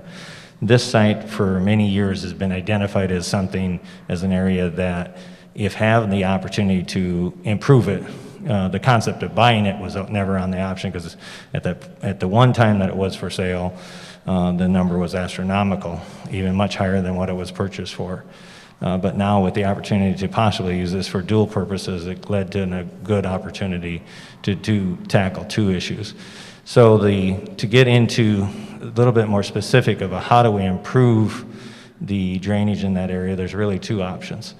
One of it is to excavate out and create a bigger holding basin for water. Now, again, this is not what is being presented. It was something that was discussed with Wink Associates, not as a board, but in discussions with them when we're working through how do we improve this. This happened as far back as 2018, with them about how do we improve some of the other, including 9 Mile Creek watershed basins. The other option would be to simply raise Sundowner Road, which is whatever that road number is, forgive me for not knowing that off the top of my head, which then would create a bigger holding basin. But then we're talking about contacting adjacent landowners and having to acquire easements for water retention. There's a long process to that. It's going to take dollars. There are funds available. We're going to try to pursue those as well to pay for the study and or implementation of that. But it's a long road. Anything in government takes a long time, Doug. Well, but 9 Mile Creek, there has been a study. They did a 10-year study, was it? We've spent and it was a 10-year study. They showed us stuff, and they said, it's going to be a long time. So how could you do this when it's going to take us a long time for 9 Mile Creek? Well, it's all a step process, Doug. So in other words, if you want to build a jail, you can get her going quicker then, is what you're saying. I think we are talking about 2 separate issues. No, we're talking about 9 Mile Creek. Okay, 9 Mile Creek. Yeah. It'll be a different funding mechanism for improving 9 Mile Creek's watershed basin. But the idea that we allowing that area to develop because as we all know, surprisingly, only about half of what is considered slough, I'm going to use that word, is actually deemed as wetland. The other area could have been filled in by a developer, or still could be filled in. My standpoint from the county is, no, we need to protect as much of that water basin, shed basin as possible. And the best way to do it is, unfortunately, with the taxpayer money to do so, because municipalities and developers don't consider us enough when they're doing something, and we have to take action, unfortunately, because it does. I think the word has been used several times, dumped on us, and that's what happens. This is going to give us an opportunity to make an impact for the future. It's unfortunate that it falls onto the county to do that, but you've been in our meetings, you hear it. I've been in a lot of 9 Mile Creek meetings. Yeah.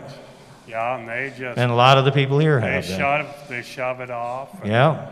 Yeah, it's been amazing. And I've unfortunately been part of a lot of those meetings. This is going to give us an opportunity. It's not going to be a quick fix, but it does give us an opportunity to make an inroad into that. But how long can we put this off until we get that 9 Mile Creek figured out? Well, this is going to be built on a highest part of the parcel that was purchased. Yeah, but you're still flooding out the people south or east and... In the site plan, though, there would still be engineering not to impact any additional. So then out of the other areas that are buildable, we would not encourage anything at this point in time. Well, I would have to say that and maybe buy out a few. Yeah, that may be part of it. It could be coming, depending on what the floodplain or the 9 Mile Creek analysis presents to us. But that, unfortunately, we don't have that answer, what that will actually be. But hopefully we'll know in nearer than later future, but it's a great question, Doug.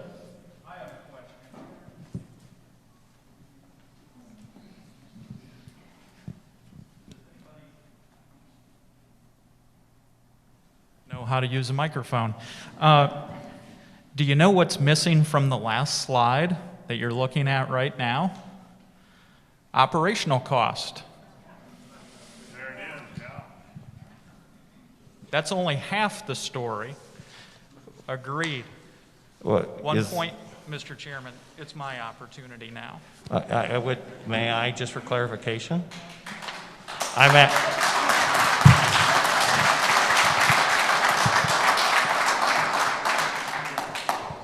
Excuse me, I am the chair. I'm rightfully wrong. I just want to know, what does the Casey Peterson study tell us? Mr. Chairman. Yes, you I'll have the floor. Thank you. I'll proceed. Now, on the condensed statement of cash flows that the commissioners were provided by the auditor, it gives a column called expenditures, and it gives subcategories to that. I don't know if any of you were provided with this information ahead of time. In fact, it says total payroll, $2.4 million, total care and treatment, $474,000, total facility expenditures, $332,000, total safety and sanitation, $45,000. My printout here doesn't give the next column, but I think it says $43,000. And then it says total other expenditures, $180,000. So I'm just giving some back of the envelope math here, but that's about $3.5 million per year in money that the county would have to expend in order to pay to run the facility. Now, we don't have that money in the current county budget. We're going to have to turn around and either dip into our reserves. And just so everybody knows, we've got about $9 million in reserves right now. So that'll get us what, 3 years? Is that right? We got about $9 million in reserves? Is that our number, Madam Auditor?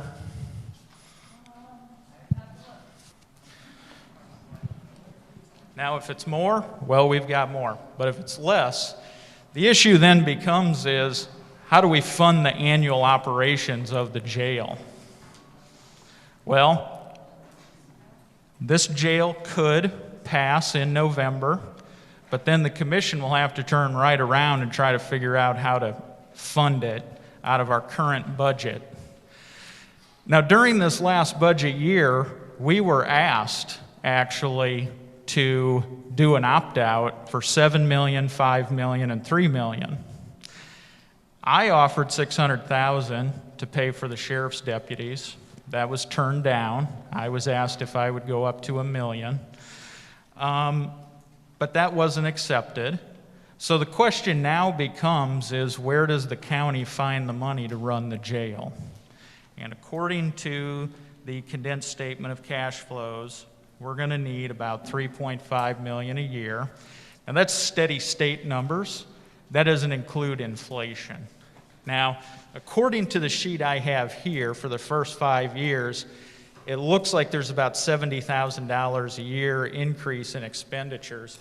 So you extrapolate that over the course of 30 years and you get about $2 million. So overall, that's about $107 million over the course of the next 30 years to run the jail. So that's just more information that wasn't put on the PowerPoint today. And also, well, Commissioner Gillespie's pointing out to me here, no CPA provides any assurance on these items. So these numbers are were solely provided by somebody inside the county apparatus on this. So I'd simply ask people to take a look at all the information, become an informed voter, ask the tough questions. Regardless of how you want to vote, get out there and vote. I couldn't agree more with Commissioner Ahrens on this.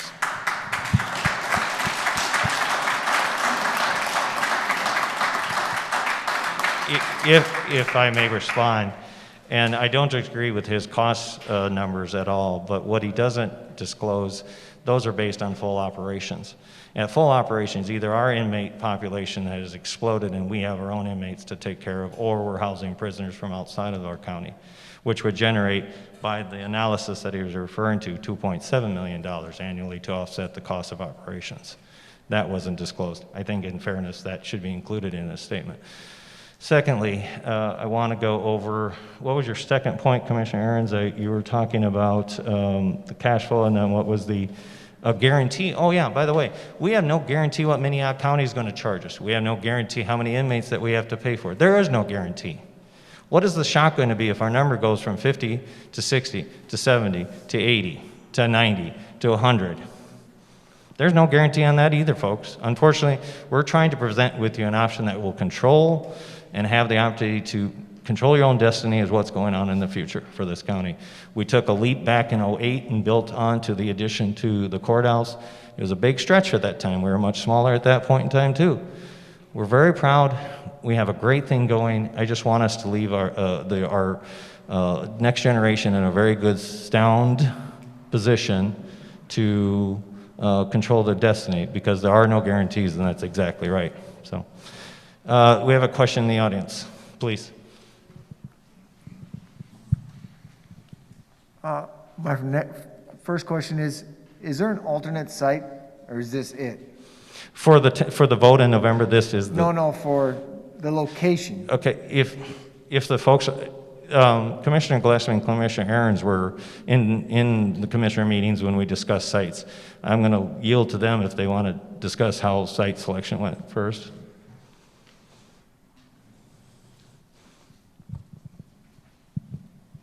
I'm going to pull this mask down because I think you can talk a lot clearer. Yes. It kind of echoes in here, so pardon me. Yes, I don't have a date, and correct me if I'm wrong, but I believe last spring the chairman brought to our attention of possibly some property between the airport and the city of T that could be purchased. This was in executive session. And then, of course, COVID came in pretty strong, and everything kind of got quiet for a while. We also have litigation going on right now that hasn't been settled, so it quieted down for quite a while. And I didn't know exactly where this property was, but I knew it was between the T airport and the city of T, and approximate price was in approximately what we paid for it. But it kind of went dormant for a while. And I want to talk a little bit here, and Sheriff Swenson, please bear with me. Does you have any other questions, sir? As far as costs, when you mentioned I'm just going to use a round number, $2 million to operate this, will that more than likely get just passed down, added on to our property tax? All county operations. See, that's the thing in the state of South Dakota. The thing is, in the state of South Dakota, folks, county operations are funded through property taxes. Okay. Unfortunately, we don't have a diverse enough tax base at the county level to be able to engage in these kinds of major projects. Now, there's some counties who do it. Minnehaha, they do it. They've got a larger population center. It allows them to be able to take advantage of economies of scale. Lincoln County, unfortunately, although we're growing, we're almost solely reliant on property taxes. We don't have a sales tax. We don't have an excise tax. We don't have other types of tax revenue to draw upon. And so what it creates in the state of South Dakota is, unfortunately, the inability to be able to draw upon bed and booze tax and those kinds of things. So we're stuck having to rely upon property taxes, but we also have to fund the rest of county operations with that. Now, as commissioners, we can't just create new taxes. That has to be created by the state legislature. They control what taxes local entities and municipalities can create. Sure. Now, there's been bills at the state legislature regarding these issues, and they've roundly and uniformly failed. So we're stuck having to rely upon property taxes. I'm okay with the property taxes. I just want to know if this gets passed, how soon will you guys put out to us that says estimated cost to operate this is $2 million, your property taxes are going to go up X dollars? That's a good question. And you know what, sir? Do you guys have a time frame for? As far as I'm concerned, I urge you to wait until the vote in November before we start talking about having to raise more taxes to pay for a jail that Well, it's hasn't going even to come passed yet. if we're going to need to man it, so it's inevitable. We will have to pay this. And I'm okay with the jail. I'm just not too tickled about the location.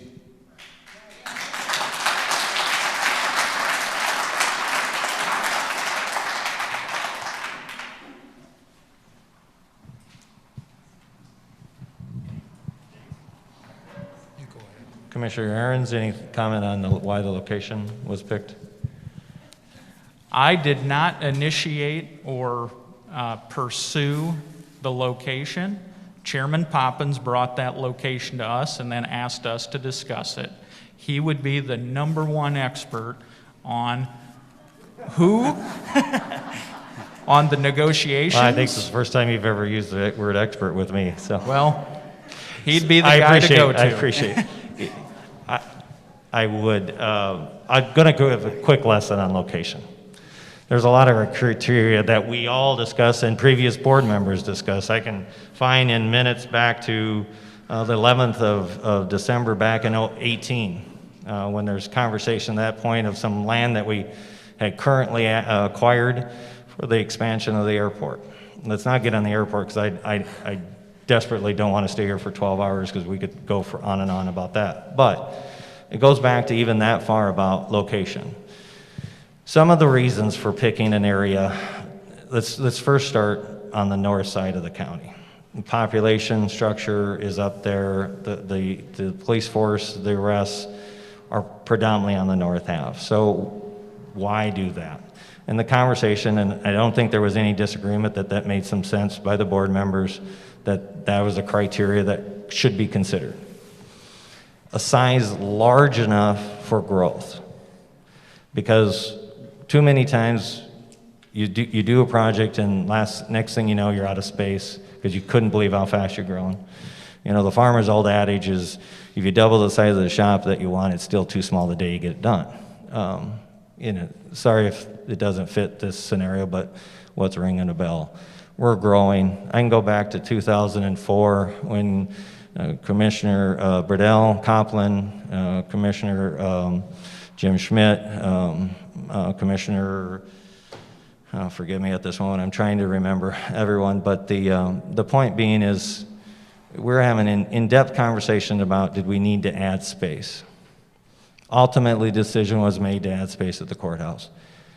What was believed at that point in time was going to take us generations before we would need more space. I'm very proud of the fact that it didn't. We didn't make it. We're already out of space there. And that's because of the people that live here and why it's so nice to live here. People are good people. It's a great place to live, great place to work, all of that thing. But it did make a realization that we need to understand that we are growing and we need to be prepared for that growth. So a little side spot.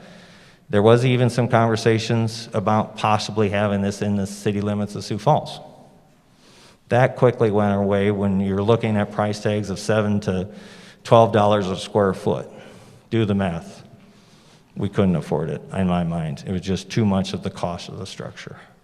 There's some advantages that would have been for being in Sioux Falls, but it didn't weigh the cost.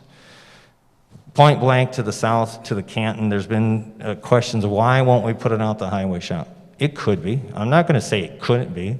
So there's some logistics that have to go on, get to develop. But again, we've talked tonight about, you know, pulling the people off the streets in Sioux Falls or T and then transfer, you know. Is there a perfect spot for this? No. When you got to start trying to weigh pros and cons, this is not a bad situation. And what I'm trying to hopefully stress to those that are concerned about this being next door, there's enough of this land to create a buffer around this that literally I've got to build a house. I was going to build it on some of my other land. I would be the first person that would be willing to build a house here. This is a great, safe place. Yeah. I would love to look at it. I would.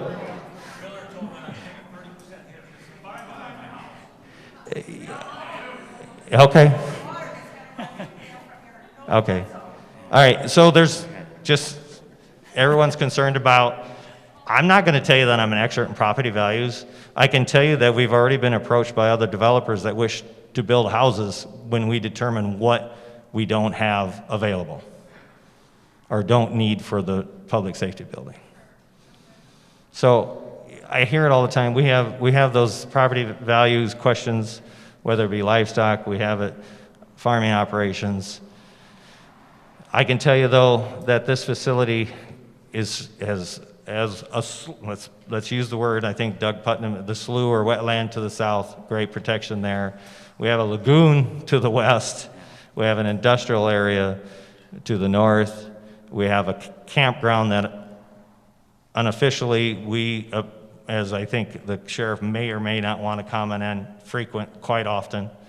So we need to find a spot that's logistical, met a lot of the criteria. I'm not going to tell you that it's going to make everyone happy. I know that.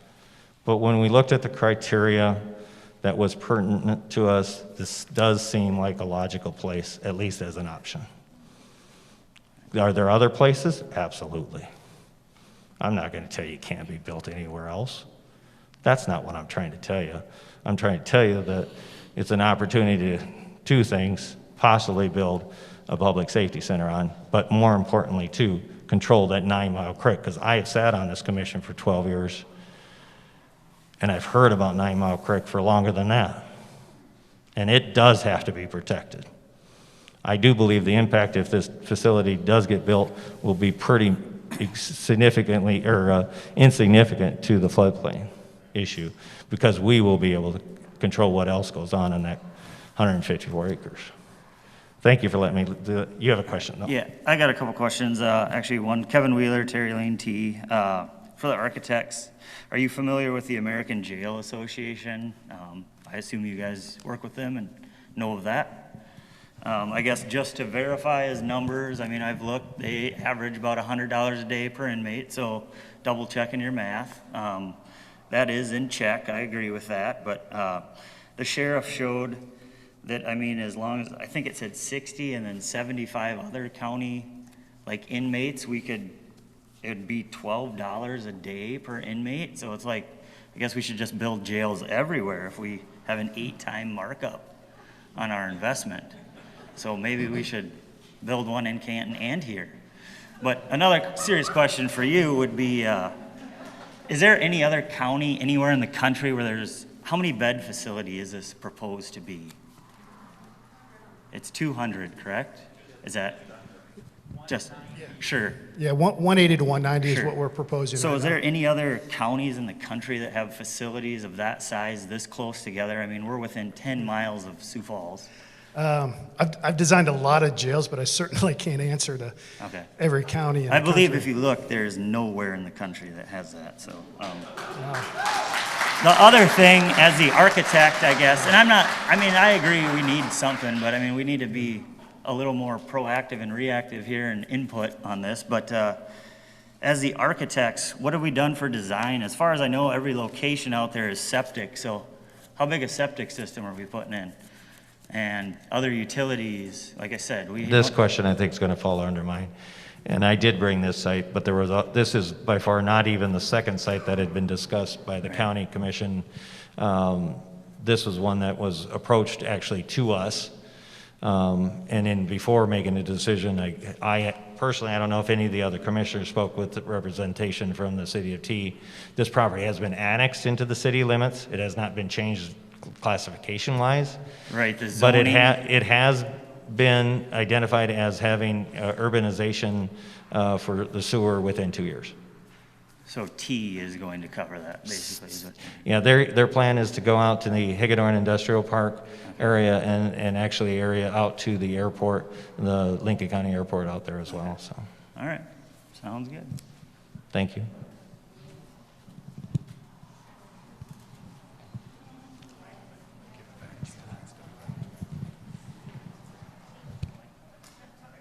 I have another question. Did you guys, when you were designing this, did you guys look at building one that you could build up in the future and what the cost difference was? So one thing I want to stress is we haven't designed this building yet. Okay, so. But I will address going vertical. Vertical jails, and I think I mentioned it earlier, very difficult to operate and run, both from a safety and security and an operation standpoint.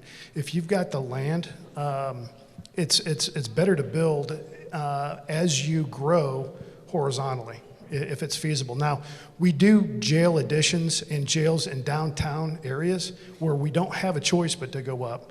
And it is expensive it drives the cost of construction to design, not the design, but to build so you can grow vertically because your foundations increase, your columns increase, your roof structure is designed for a live load, not a dead load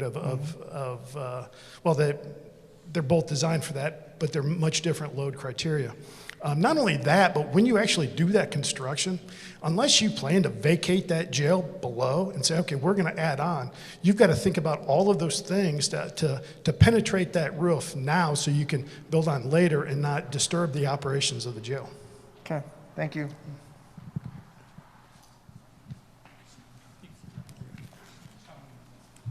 So I've got a couple of questions, I guess, for you. Sure. Based off your cost analysis, $26.6 million. What percentage of that, or just guesstimate, you got a 200-bed, 160 actual use facility. How many million to build everything within that block, the cell block? Boy, let me get my program, and I can probably answer that for you.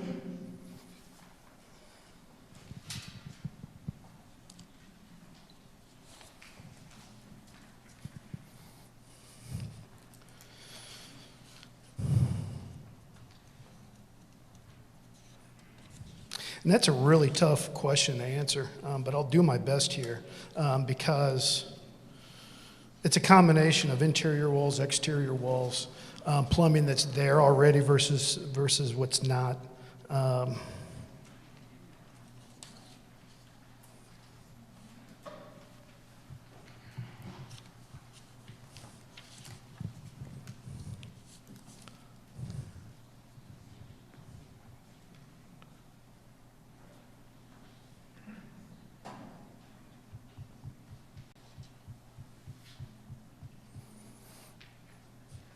Probably the housing pod, just in and of itself, is probably in the neighborhood of $9 million, 9 to 10. So 10 million with inflation, probably. Because in 10 years, according to these numbers, 163, we're going to max it out in the housing population. I'm sorry, I couldn't understand you, I'm sorry.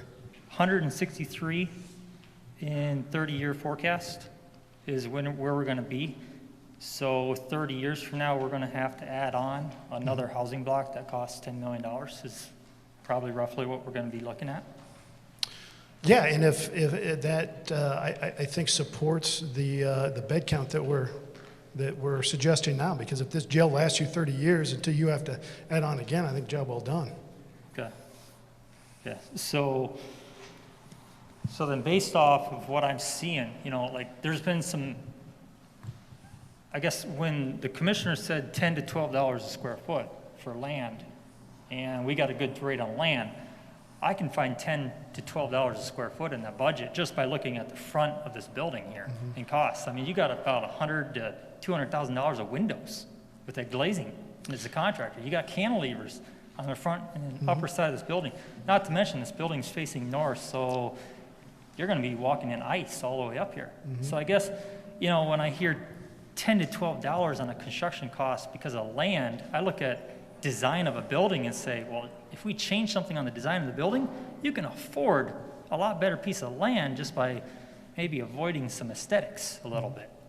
True. Not to mention, you know, then infrastructure. City of T is paying for the infrastructure. Now, I was told infrastructure for a facility like this tends to be in city limits because of the operations. But City of T pumps all the sewer to Sioux Falls. We get our water from Vermilion. We get natural gas from outside of town. I mean, we're already doing everything outside of city limits anyways. Nothing comes from a city well or anything like that. We don't have a city lagoon, or we have a city lagoon, but that's going to be gone by the time this thing's built. So I guess my concern is why was this land picked? I understand it probably makes sense because of 9 Mile Creek, but I mean, the building's going to expand south towards the creek more in 30 years. Again, there were certain criteria, one of them which I didn't want to take. I already thought I was, by the public's response, paying too much for land. If I go into the city of Sioux Falls and start paying land for the county's uses of $10, $12 a square foot and having to buy 15 plus acres, you know, I don't know that the public's going to like that either. I'd be shocked, and if that's what they wish to do, I'd be glad to pursue that. But I'm pretty sure city taxpayers are going to have to pay $10 to $12 more in the next 5 years because of infrastructure development due to this facility. if you're talking about the additional land there, or? No, I mean, just the benefit, we're going to have to pay for it somehow. We're going to have to pay for the roads going out there. We're going to have to pay for the infrastructure going out there. The city of Sioux Falls has City of T already because of what we're using by the Sioux Falls. We're pumping our sewage up there. What's to say they don't start charging us rates? Now we've got a county building also on the infrastructure. So you would suggest that we actually look in the city limits of Sioux Falls to build this? I would say just look at the county. I'm just trying to understand what he's saying. Because to me it sounds like he's suggesting that we look there. Is that what you're saying, or are you just saying somewhere else?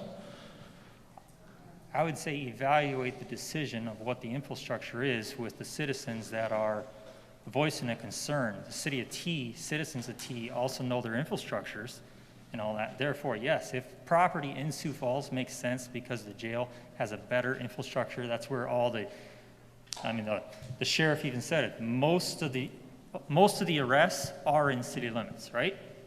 So yes, looking at Sioux Falls would make a better option for this facility, in my opinion. Okay. Any comments or questions? Thank you for that comment. Okay. Then I got one more for the sheriff, I guess. Okay. Sheriff, are you willing to answer a question? You got a mic up there? Or just generic on the base assumption on the inmate processing for the days, assuming the optional measures of marijuana usage and all that stuff starts getting legalized, what's going to be the change in inmate processing due to those factors? That actually might be a question for council more than anything. You know, the first offense drug user, I don't know that they're spending any time, but I'm not the expert on that. Is there any impact that we think on either one of those measures that's going to be based on our prison population? It's a yes or no question. Hopefully we can get that answer.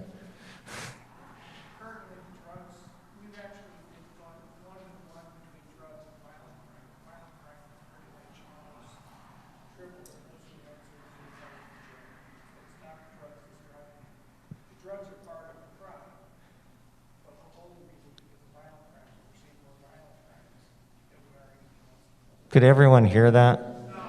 All right, if I may, what he was trying to indicate is drugs are associated with the crime, so the individuals are going to jail for the crime. The drug aspect is a side note of it. We're not incarcerating that first-time user or something like that. So if the individuals are getting arrested just because of drug use, they're not in our system anyway. Is that a good synopsis? If I butchered it, I apologize.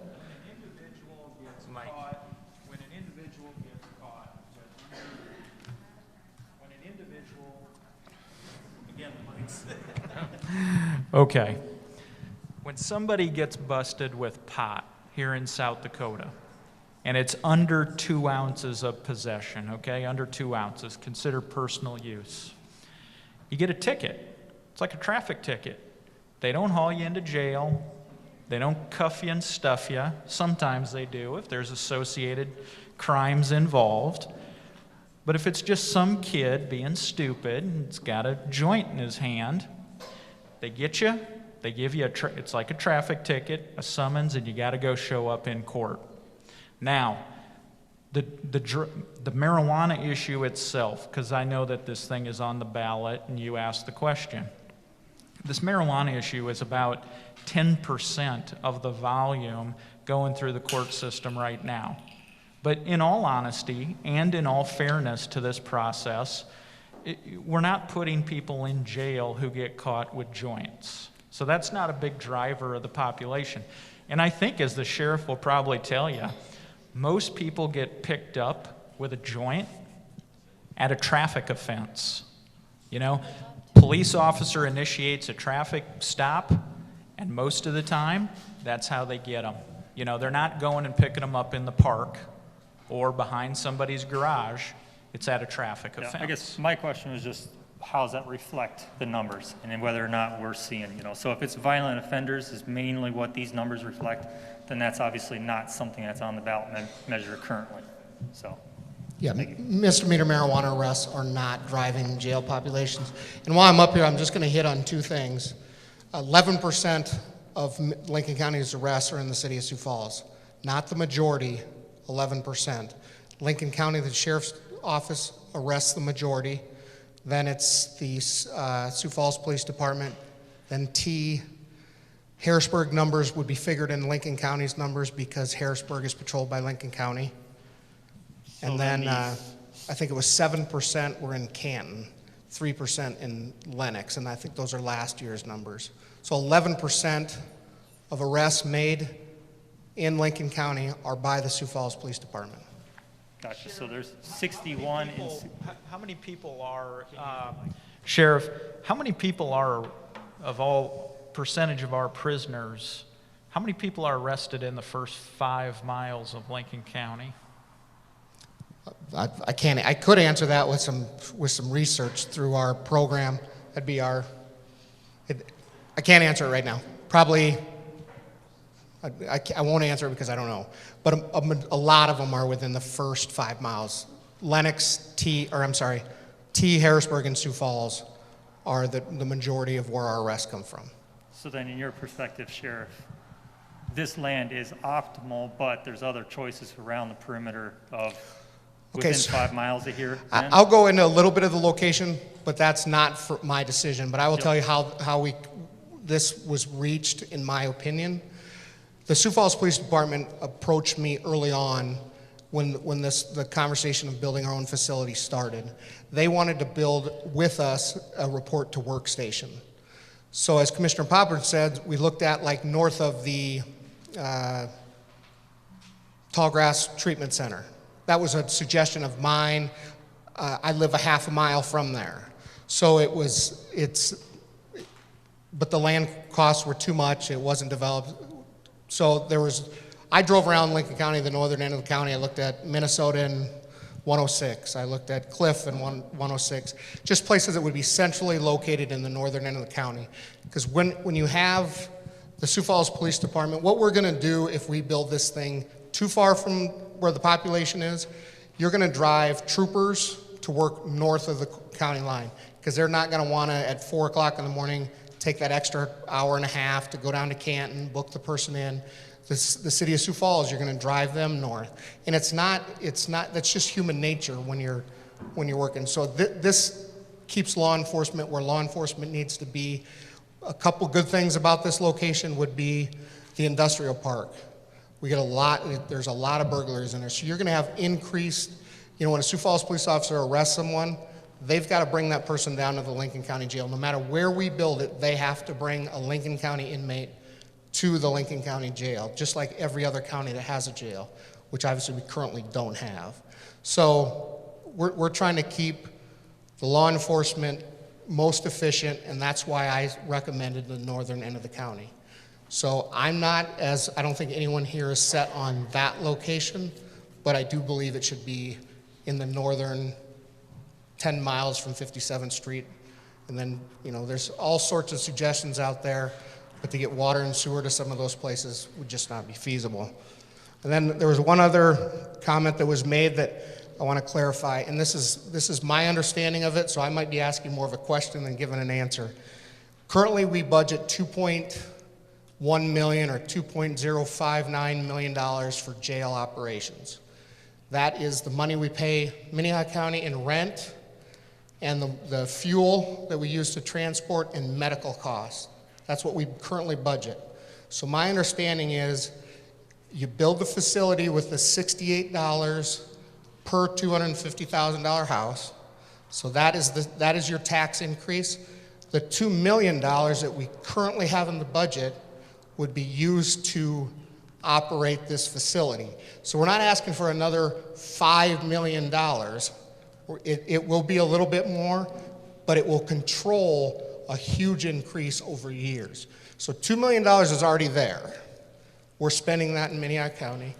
The $68 is your increase in your taxes to pay for the facility. I just wanted to clarify that.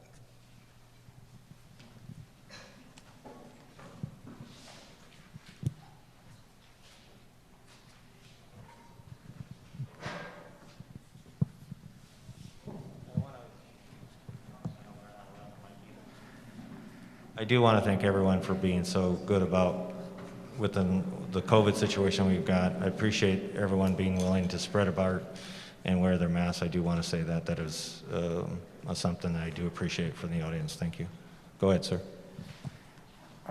Is the commission willing to look at different sites? The concern that I have is where the site is going is it's within a half mile of a housing development with a lot of small kids and families too, and there's a lot of people in that neighborhood who are very upset about that being going in. Thank you. That was a consideration. I do know that the site that is Canton that has been proposed by some, there are residential houses around there as well, in close proximity. I think everyone believes they don't want to have this in their, they want to have it possibly, but definitely not in their back door. So where do you place it? In the middle of nowhere where you don't have services? I would say that it'd probably be better to put it in a place where it would have less impact on residential people. I don't, if we could find a spot like that, it was not presented as an option at this point. So that was feasible. Thank you, though. We had another gentleman that was coming up. Oh, yeah, thank you, sir. All right, thanks. Mark Blow from Harrisburg. Want to thank you for being forward-looking. It's good to look at the problems that are coming in the future. These decisions are never easy. Putting something like this anywhere gets people up in arms. You got to have utilities. You can't be 5 miles out in the country. The land price isn't that bad. I mean, anything, if you're going to have 15 acres somewhere, raw development land price is $50,000 to $60,000 an acre. You're going to spend $800 to $1 million anywhere you go. So, tough decision. If you're living beside it, it's not a good thing, probably. I'm not going to get into that. But I like to plan for the worst and hope for the best. Right now, we know we have a $2 million a year problem.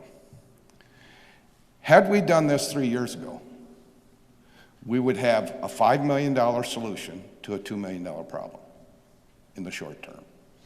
Long term, 30 years, it's a good thing.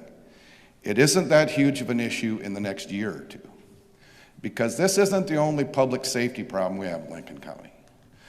The Lincoln County just got done with the master transportation plan, and we have some serious road problems up here that are an equal public safety problem as this jail is. We have county roads that carry more traffic than 95% of the state highways in South Dakota. Those things need to be addressed. And I know with Harrisburg, right now there's like 2,000 lots that are currently in the developing stages. And right now in the front of the Harrisburg High School, we had as much traffic as there was on 115 at the south border of Sioux Falls, before they redid 115. So you can see that facility the state built for that level of traffic. We really need those things on 106, 110, Cliff, Minnesota, Western, Tallgrass. There's 30 miles of road that need to be done. Another huge expenditure that is an immediate need also. So there's a lot of costs coming to the county here. It's not just the jail. It's going to be a tough thing to solve, but I think you do have some time. It isn't the end of the world if we don't do this year. It's going to have to be addressed, and that's my 2 cents worth. So.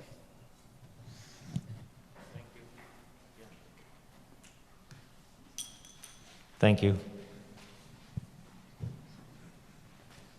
Is everyone comfortable? I just wanted to ask the audience, are they too hot, too cold? It was originally very warm. We're cold? Okay. John, fans off and maybe hit the heaters on. Sorry, folks. It's a little hot up here, so we didn't notice. My name is Pam Howe. I live on Rose Circle. I live a quarter of a mile from this proposed site. Obviously, I'm not happy about it, and I wondered why, as being so close, we were never even notified that this was happening until 3 weeks ago. I heard about it from one of my neighbors. It's like you didn't want anybody to know. You were hoping to slide this through without telling the people that affected the most.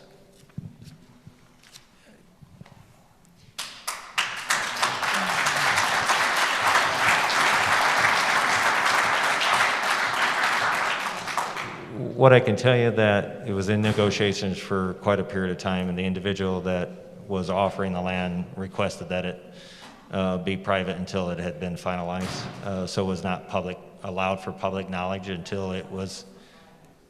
But it affected the public. I do understand that, but that is also why that we have these public hearings and we do have a vote. But after the fact, you've already bought the land.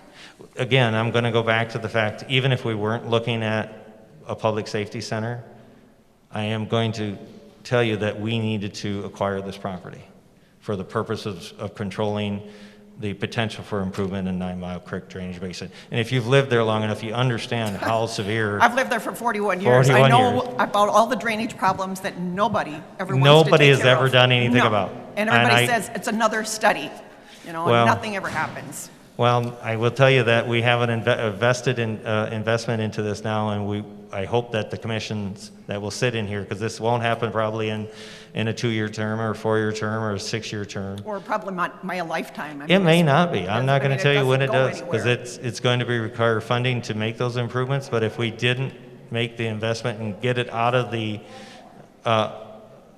developers' hands, who could have developed substantially more than what we're proposing, and made a much even drastic effect onto that 9 Mile Creek Basin, I think what was potential to be there was considerably worse than what we're presenting. So.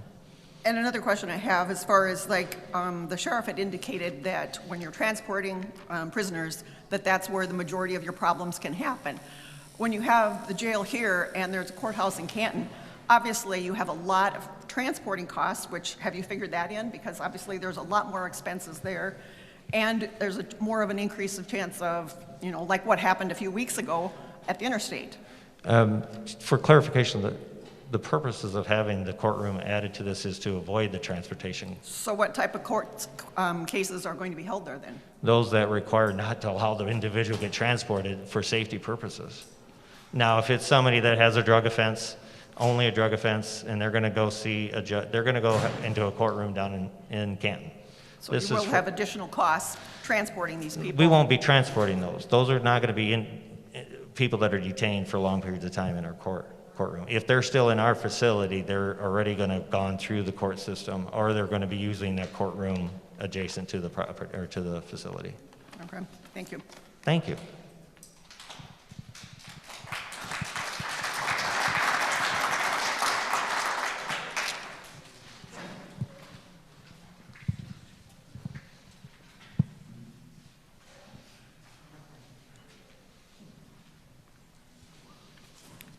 Steve Wicker, Mayor of Hudson. Some of my questions are directed toward the sheriff. If he can come down, or.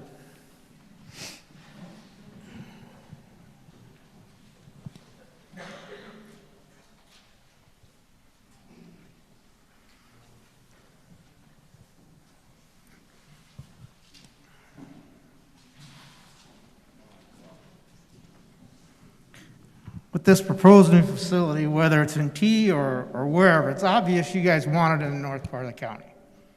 Is that going to include the new sheriff's offices in this facility, wherever it's at? Is this going to be where the sheriff's offices are going to be at? Yes. There'll be deputies there. The jail command staff would be there. My office would be in Canton. Okay. A year ago, after you were elected, I invited you down to Hudson to sit down and talk about law enforcement in Hudson. I'm still waiting yet. And are you the mayor? I am. Well, I've talked to you a dozen times on the phone about it. No, you haven't. Okay. I'd asked you. Well, then there's an impersonator. I've asked you about contracting with the sheriff's department. I've yet to come up with any figures, numbers, or have an actual face-to-face meeting with you, which is all fine. I can live with that. But if this facility is moved to the north part of the county, and 90% of the time that's where law enforcement will be, what is your plans to cover the south part of the county, which you don't do now very well? I'm working with a limited staff. We're working on improving that. The commission's been very, very accommodating to getting us the staff we need. But we are, most of the summer, we patrolled the county with 6 deputies. 6. That's 597 square miles, 24 hours a day, 7 days a week. We transport mental health patients. We transport inmates. We patrol Harrisburg through a contract. We are literally busting at the seams, trying to keep people moving. We have officers that have over 200 hours of overtime this year covering shifts. I understand that, but what am I supposed to tell my citizens when they call me with a complaint and I tell them to call the sheriff's department? And I get told it's an hour wait, it's a waste of my time. I'm sorry. Okay. I appreciate, I need to keep everyone a little bit under control. I think the two of you, I think you can talk to each other outside. I don't know if everyone wants to hear this. My question would be, if this is moved to the north part of the county, what is the plan to cover the south part of the county? Just for clarification, we already have our facility in Sioux Falls. Are you talking strictly about the deputies that will be housed there? The deputies that would cover the southern part of Lincoln We're County. still going to have the office in Canton as well. There's going to be services in this facility, but there'll still be services in Canton as well. We have to. It's not sounding like that. I'm sorry, but that doesn't sound like that. But ultimately, it's a matter of being on the road and having the ability to have more deputies is the objective. It sounds like the whole thing is geared towards getting everything in the north part of the county. That's what it sounds like. Well, I can understand why you think that and believe that, but I can tell you that we're outside of our county housing our prisoners, and we're having our deputies bring them up into outside of our county, and they're spending time outside of our county. We're trying to bring them back into the county. Guess you don't sit where I sit, I guess.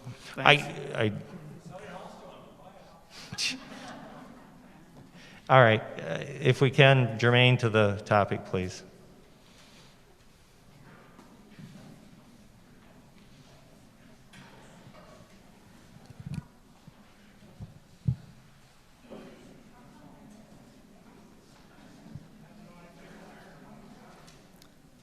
I just want to say it's a pretty building and all, but having it right next to a school, when you've got people that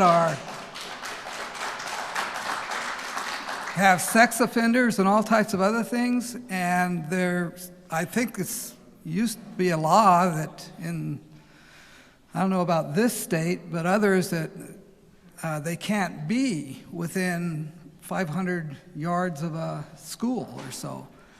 And we aren't in Hong Kong. I mean, there's no room. Here, you've got how many million square acres in the county? I mean, the fact that maybe you have to put in a few extra utilities or something, but usually the places that people build prison systems is away from the public, not right in the heart of the public, because right now T is expanding in that direction. And pretty soon you're going to have it completely encompassed by homes and children and all that running around. So it seems to me kind of, I know he wants it in the northern part. Well, that's fine. But there's plenty of room in the northern part to not have it next to a school or right in the middle of a housing project. And I think if not many people really realize that this thing is on the ballot and what it means and where it's supposed to be. And it would be nice if we could get a Facebook address where we could put all of coordinate our thing. What we have here is kind of a divide and conquer. You know, we come here, we talk to... I think you're going to get contacted very soon about that aspect. If I may, are you finished? I'd like to address the question. Go ahead. So again, is it a perfect location? Absolutely not. I'm not going to try to tell you that. I do believe it makes a lot of sense. In one point I am going to make, but being very careful. We have an industrial area that is hit by theft constantly. I encourage you to investigate the South Dakota and the National Sex Offender Registry. You take a look at that area and investigate that area. There are 3 in the area. So when you talk about, yeah. You have young kids, and you had young kids, Natalie's sitting here. Yes. Say you lived in Wall, South Dakota, and you took your family on vacation, and you're camping. This person's sitting there now. Would you actually, in your right mind, take and set up camp in there with the person sitting next door, with your beautiful little daughter there, and your young son, and expect that business to flourish? No, people aren't gonna. You're ruining a business, let alone the neighborhood, our property values. Seriously, I mean, the flooding. You can't tell me that there's not gonna be an impact with the cement. Where does the water go with the cement? Runs off. Every single time somebody develops up there in that industrial area, our flooding gets worse. And you're talking it's gonna be at least 5 years before any flooding is dealt with in our area. So let me, okay, if I can. So the alternative was county didn't buy the land. Some other developer comes in there and develops that. I'm going to tell you that of that low area, half of that could have been filled in if they chose to. There would not be much that could have stopped that. We don't have control over that. It's inside the city limits of T. Yeah, I know. Yeah. Yeah.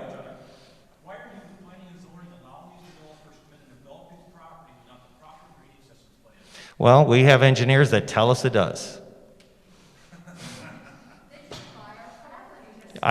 So what I'm trying to tell you, we're trying to improve something that has been messed up. I'm not going to argue. There have been many mistakes on drainage. Well, this is hopefully a step to go in the right direction once. It's not going to be a quick fix, but if we keep it from being heavily developed, that will prevent that impact that way. That's one of the issues. So when we go back to ruining the area, it is not exactly, I hate to tell the people that live around, it isn't a picturesque little area. There's some issues out there. I'm not saying this is going to solve it, but I tell you what, I think someone's going to think twice if they see a police car coming back and forth a little more regular. I don't know about race cars. Yeah. So I'm not going to tell you that the pros for sure outweigh the cons, but there are some pros to having this next to you too.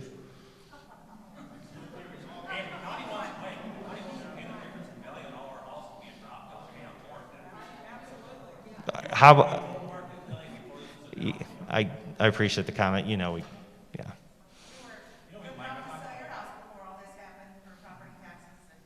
I own a lot of property, and I'm hoping to build very soon. The only reason I'm not building is those that are in construction. The building material costs have gone through the roof.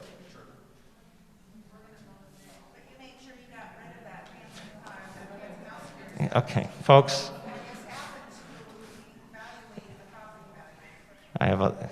Anyway. All right, thank you for your comment. Next question, thank you. Troy Stenga in Harrisburg. Yeah, I do have to commend you for buying the land, by the way. It's a big step for 9 Mile Creek. I'm gonna be honest and tell you guys, I don't care what anybody else says. If you did not buy that land, it was filled in.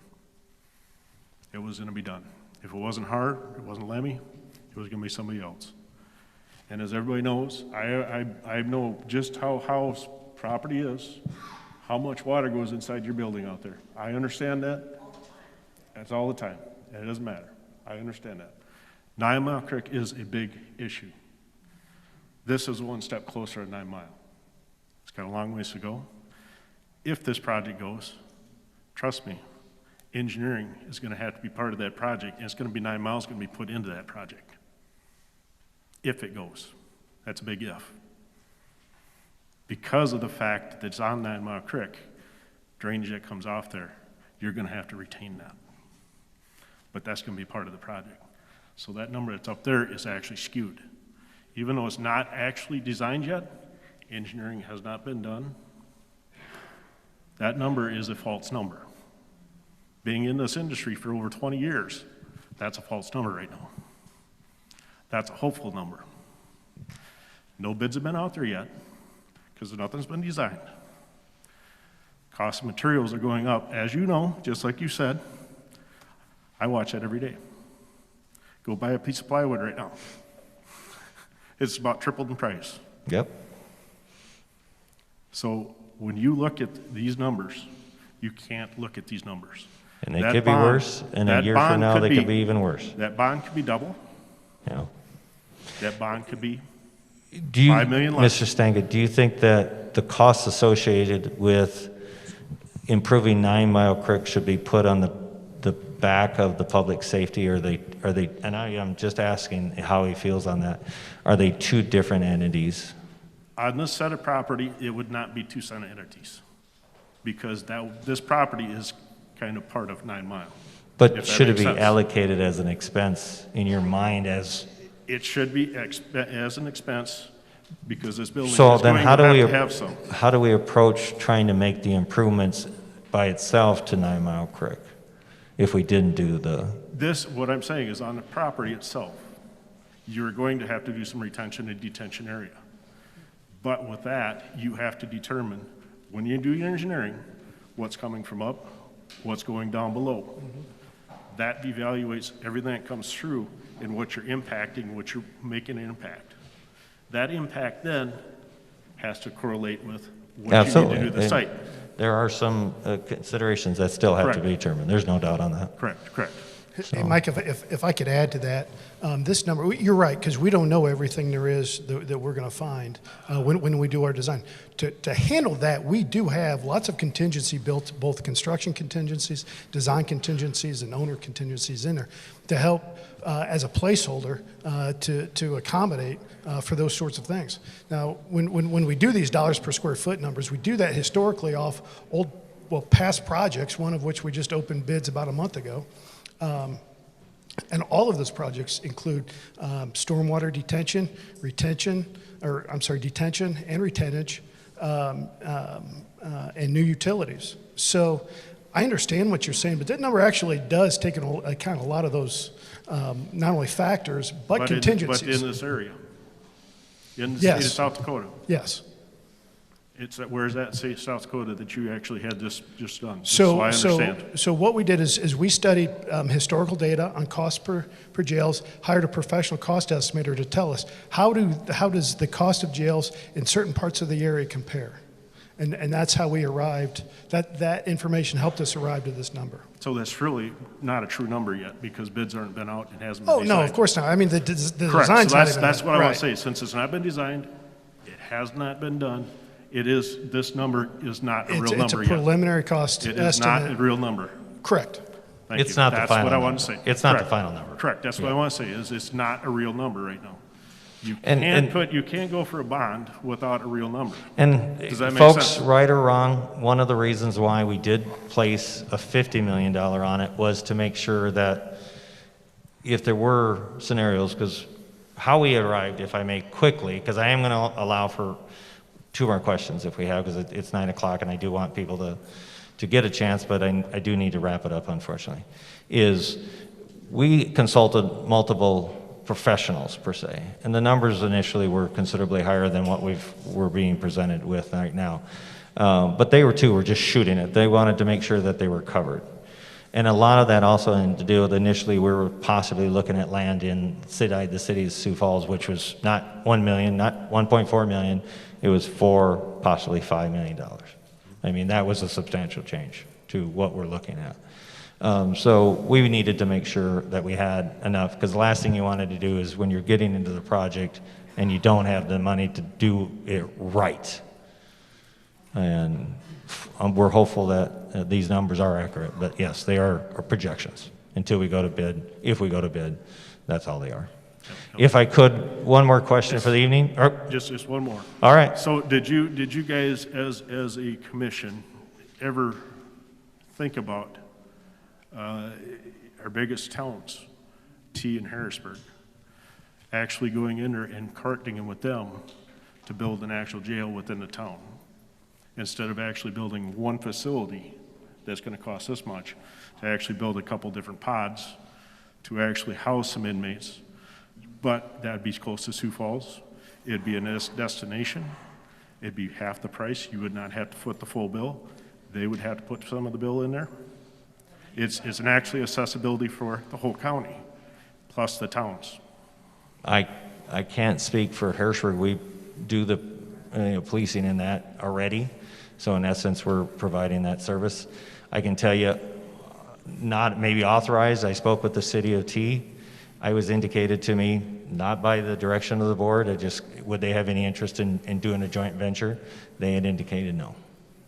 Okay, well, and I know they got their own town cops. They should have a town jail. Right, so. Correct? They're, and I think in process of building their own police station as well. And that's so. what I'm saying, is that they So should, it was be slightly pursued, but it was quickly indicated that wasn't an issue. Is there one more question? And I do. Yeah.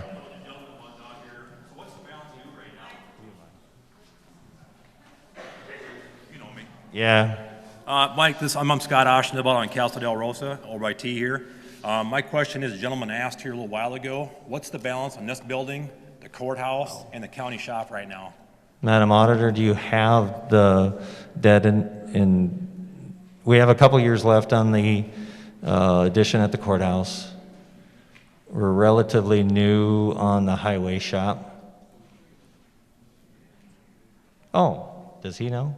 Mr. Grimman? He doesn't have it. Sorry. I think she's looking it up. Technology is at her fingertips. Hopefully, Mr. Oshner, you can have that answer. While we're waiting for that, is there another question?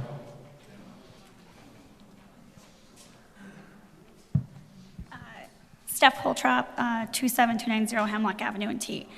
Earlier, the sheriff had said we have a good 6 to 10 years to do this. And obviously, it showed up here, it's going to take time to get this approved.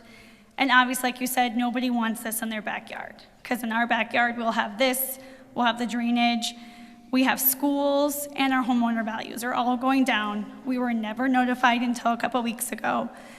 If we have 6 to 10 years, why are we having to rush this? We can't take 6 months, another year to find a spot of land?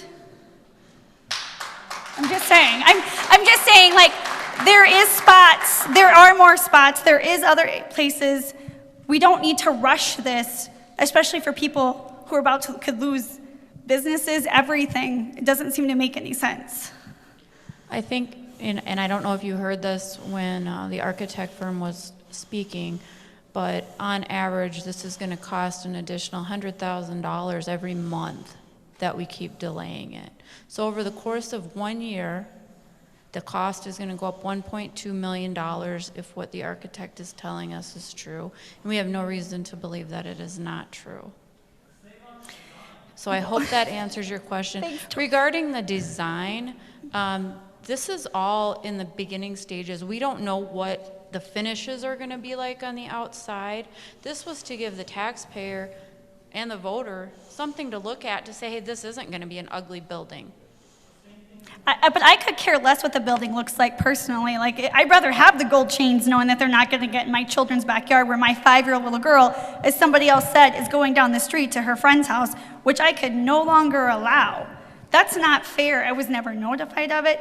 We know nothing. And what about my property values? You say that's going to increase $100,000 a month. What about the decrease of my property values the longer that this gets built in my backyard?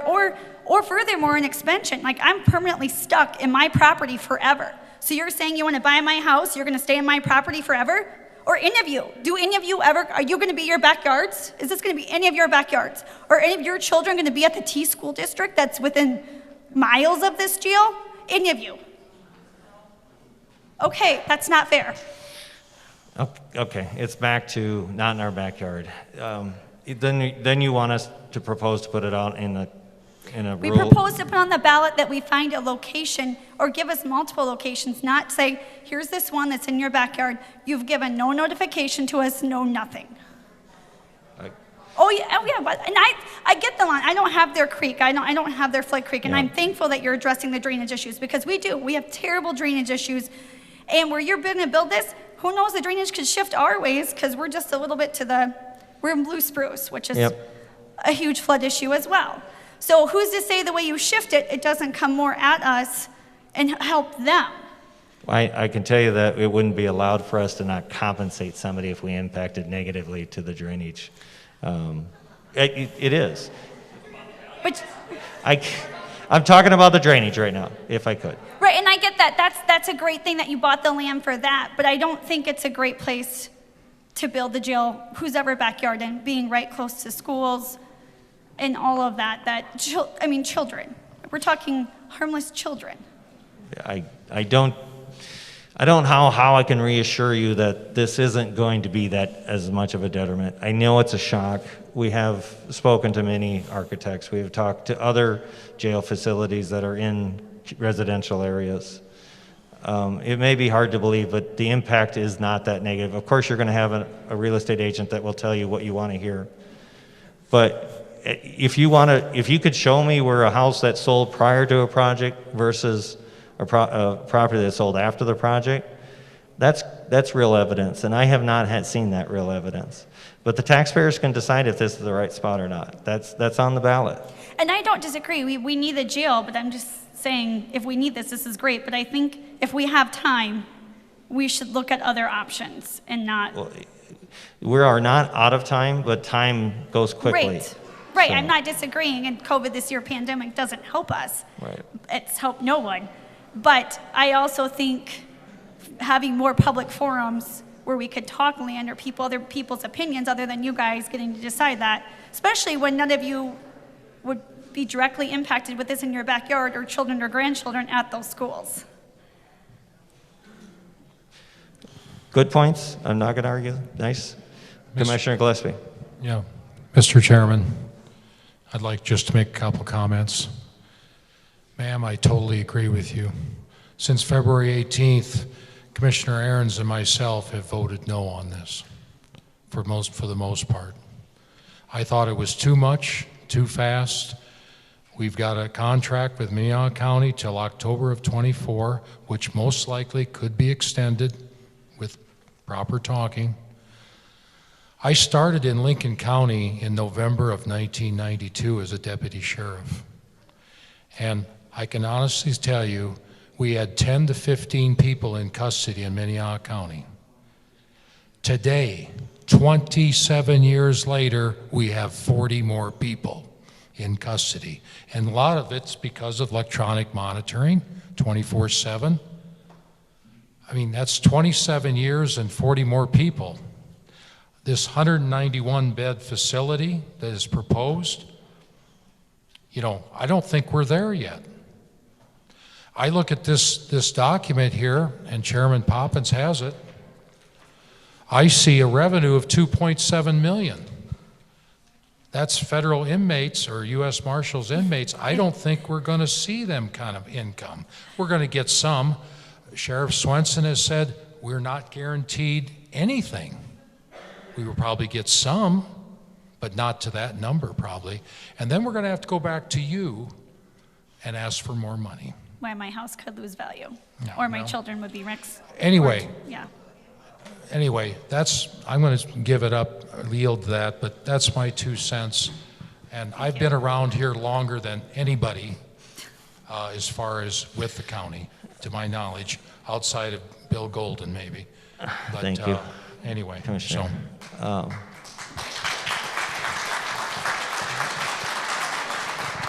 I am going to ask for Madam Auditor if she was able to come with those numbers, and then we will adjourn this meeting. Okay, so for the courthouse building, we have $4,010,000 left. And on the highway, we have $6,135,000.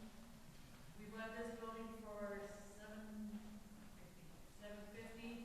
We made one payment on it, so the payments on it for a year are.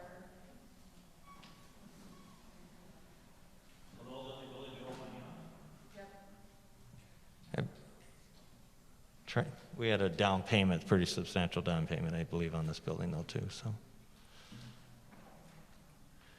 I do want to thank everyone. There may be commissioners that want to linger. I'm going to get back to my family. I want to thank the commissioners and the presenters, but I do need a motion to adjourn. Is there a second? Motion and second to adjourn. I kind of missed Sean, but Commissioner Gillespie? Yes.